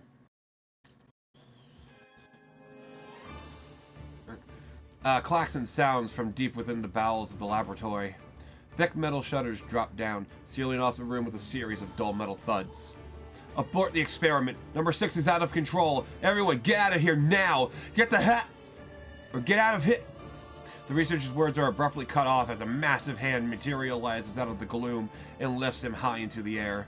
The researcher begins to scream. He screams and screams, the sound echoing out the walls of the laboratory, until the hand squeezes down, coating the room in a deep crimson hue.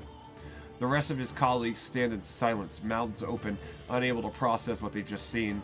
Then a female scientist takes a step back and lets fly a heartbreaking wail. But this is a terrible mistake, for the sound of her cry suddenly brings forth a monster in all of its terrible glory. Its body is a bloated corpse, its head a grinning skull, and it is massive, many times the size of a human. The head lolls from side to side as it tromps around the room on all fours, bringing to mind the wild maneuverings of a wretched, starving beast. This creature, this thing, is experimental weapon number 6, also known as Halua. No, oh no, please! Oh God, save me, save me! I don't want to die! One by one, the maddening cries of the researchers are silenced. If number 6 understands their petitions, it pays them no heed, instead continuing its rampage of destruction and slaughter with a focus that borders on obsession. After an eternity, the screaming stops. The alarms fall silent, and only then does the creature make a sound, howling out with an unfathomable roar that echoes up and down the empty halls of the blood-soaked laboratory. It sounds, it's a sound that curses those who dare bring such evil into the world, and yet one that also seems to be pleading for help.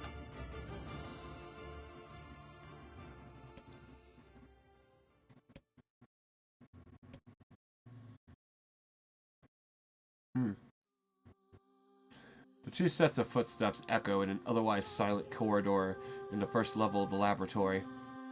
One set belongs to a young boy, his eyes blindfolded and his hands restrained. The other belongs to a sever man? Severe? So severe man? Severe in a long white coat. Okay.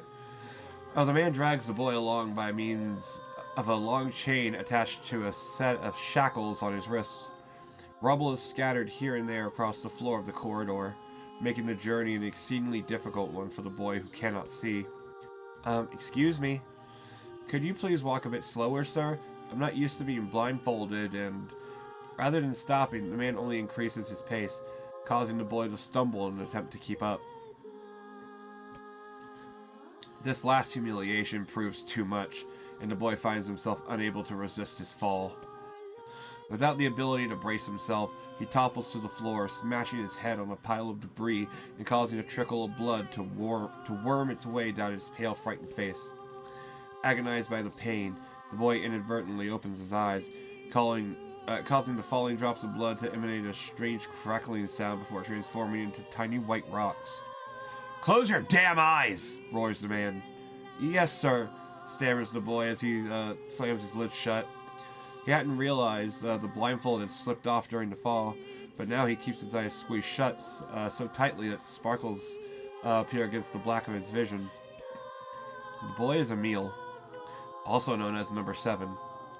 He is a magical weapon whose eyes are capable of turning to stone anything that falls under their gaze. "Don't look at me," barked the man. "Never look at me!" "I'm sorry, sir. I'm looking at the ground now. So if you just hand me the blind..." Instead of waiting for him to finish, the man extends one foot and presses Emil's face to the floor with a heavy black boot. "Sir, stop! You're hurting me!"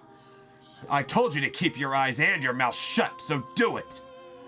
The man knows this boy, this weapon, could wipe him out in a single glance, and yet subduing him in this way gives him a sense of relief. After making certain the boy is sufficiently cowed, the man leans down, retrieves the blindfold, and knots it tightly around the boy's quivering head.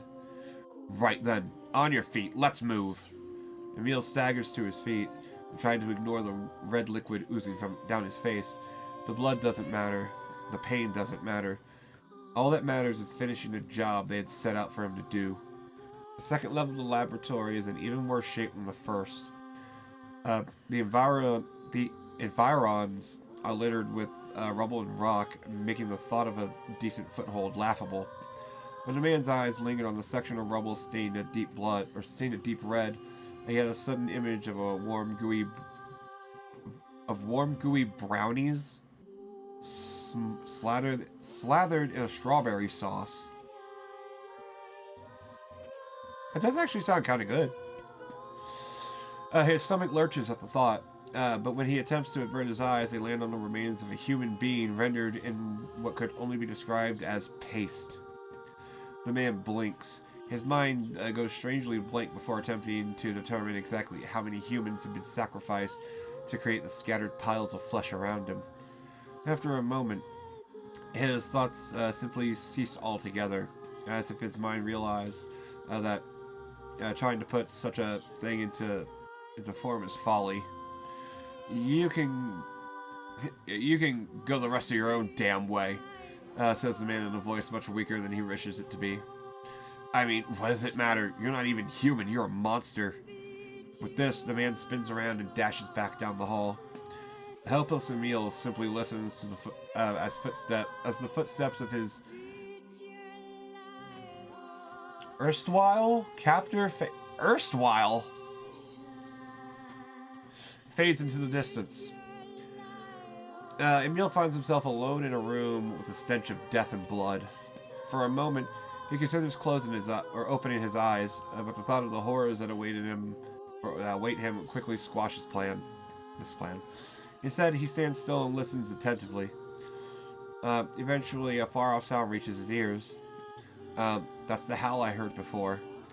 Emil resumes walking, using the sound of the distant voice to guide him, almost as if it was calling him home. By the time Emil reaches the third level, he is moving on memory as much as sound. His hands and face are covered with flesh wounds and from numerous falls, but every time he thinks about giving up, his mind returns to his sister. We studied together. We ate cookies together. We cried together. We laughed together. And sometimes I was the only one who got yelled at. That's why I was never lonely. Our being together allowed me to stay strong. For Emil, his sister was all he had to live for. So, holding that feeling close to his chest, he pressed on, one slow step after the other. Finally, Emil finds himself drawing close to a certain experimental chamber in the deepest part of the laboratory. The howl is very close now, and as he touches the switch on the controls the door, he thinks about his mission. Number 6 is the ultimate weapon. She is his sister, and he must turn her to stone. The door slowly opens, revealing the massive interior of the experimental chamber. After a few steps, Emil removes his blindfold and slowly opens his eyes. His sister lurks before him, but she looks nothing like the girl he once knew. Instead, he sees a savage beast crawling on all fours through the shredded remains of researchers. As the thing that had been his sister stops and tilts its head in Emil's direction, he focuses his gaze on it. A series of soft crunching sounds emerge from the creature as his magic does its terrible work. First the fingers, then the hands, arms, legs, head. Now what little color the beast once possesses fades to a dull ashen gray. And yet, somehow, it summons what strength remains and pulls itself toward Emil one slow, lumbering effort at a time. Wailing, the massive monstrosity closes in. Is she worried about me? Or is she coming to kill me?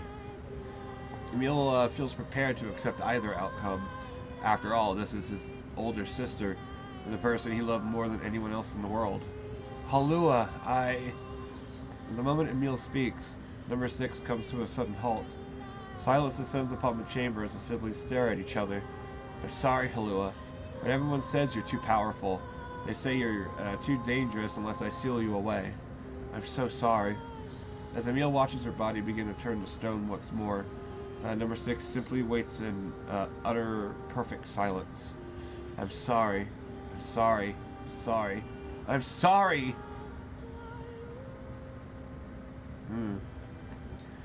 The moment... Oh, of course it turns white. Oh, it is playing this. God damn it. The moment number 6 petrification is complete, her memories flood into Emil's mind. The two of them huddling together in the cold, all alone in the world, with no one to protect them. All she wanted was to save her little brother. And yet it was her little... God damn it.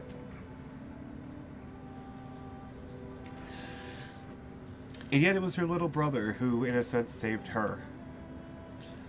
The moment the petrification is complete, Emil sinks to his knees.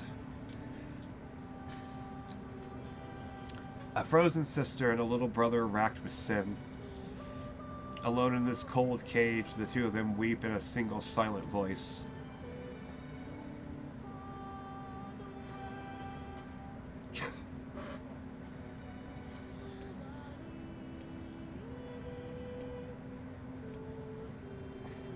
It was our combined power that destroyed the Eyrie. Whole existences, entire lives, even their memories. We took it all. We took everything.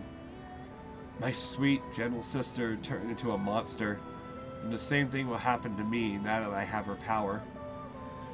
If my instinct says a weapon win out and destroy me in the process, if that power ends up hurting someone I love,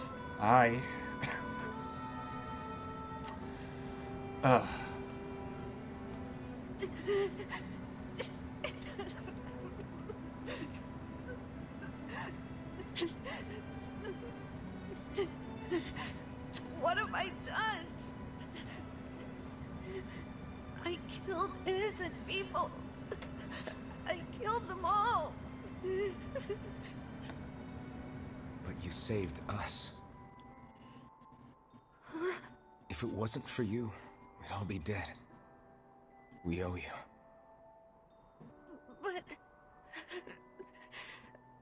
But I... It's all right.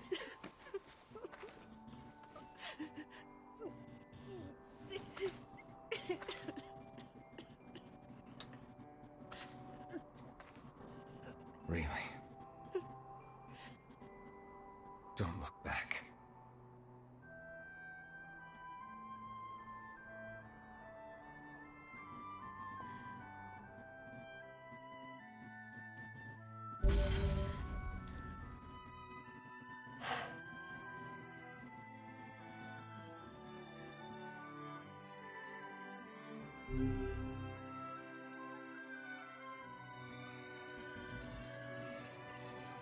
We had best be off.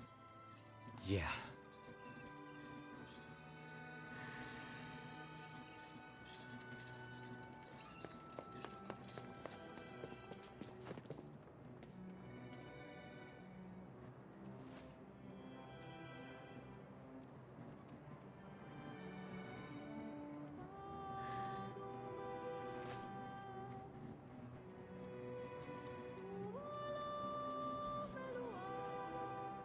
Yeah.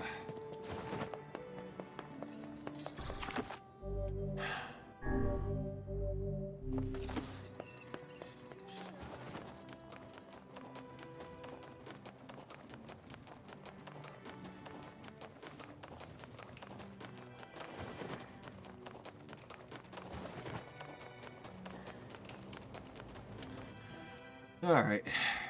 Now I think I'll just get back to the village and save.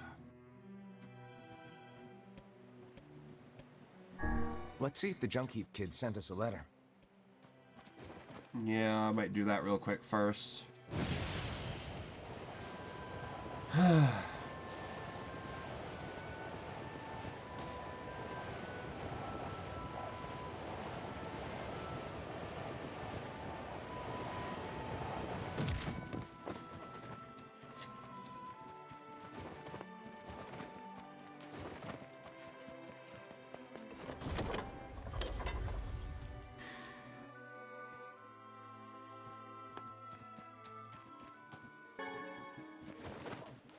Alright.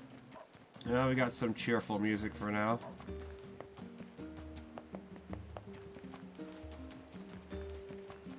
You have a letter, it would seem. Okay, yeah. Just go there and pick it up. A personal request, hmm? He's done a lot for us. We should see what he wants. Off to the Junk Heap, then.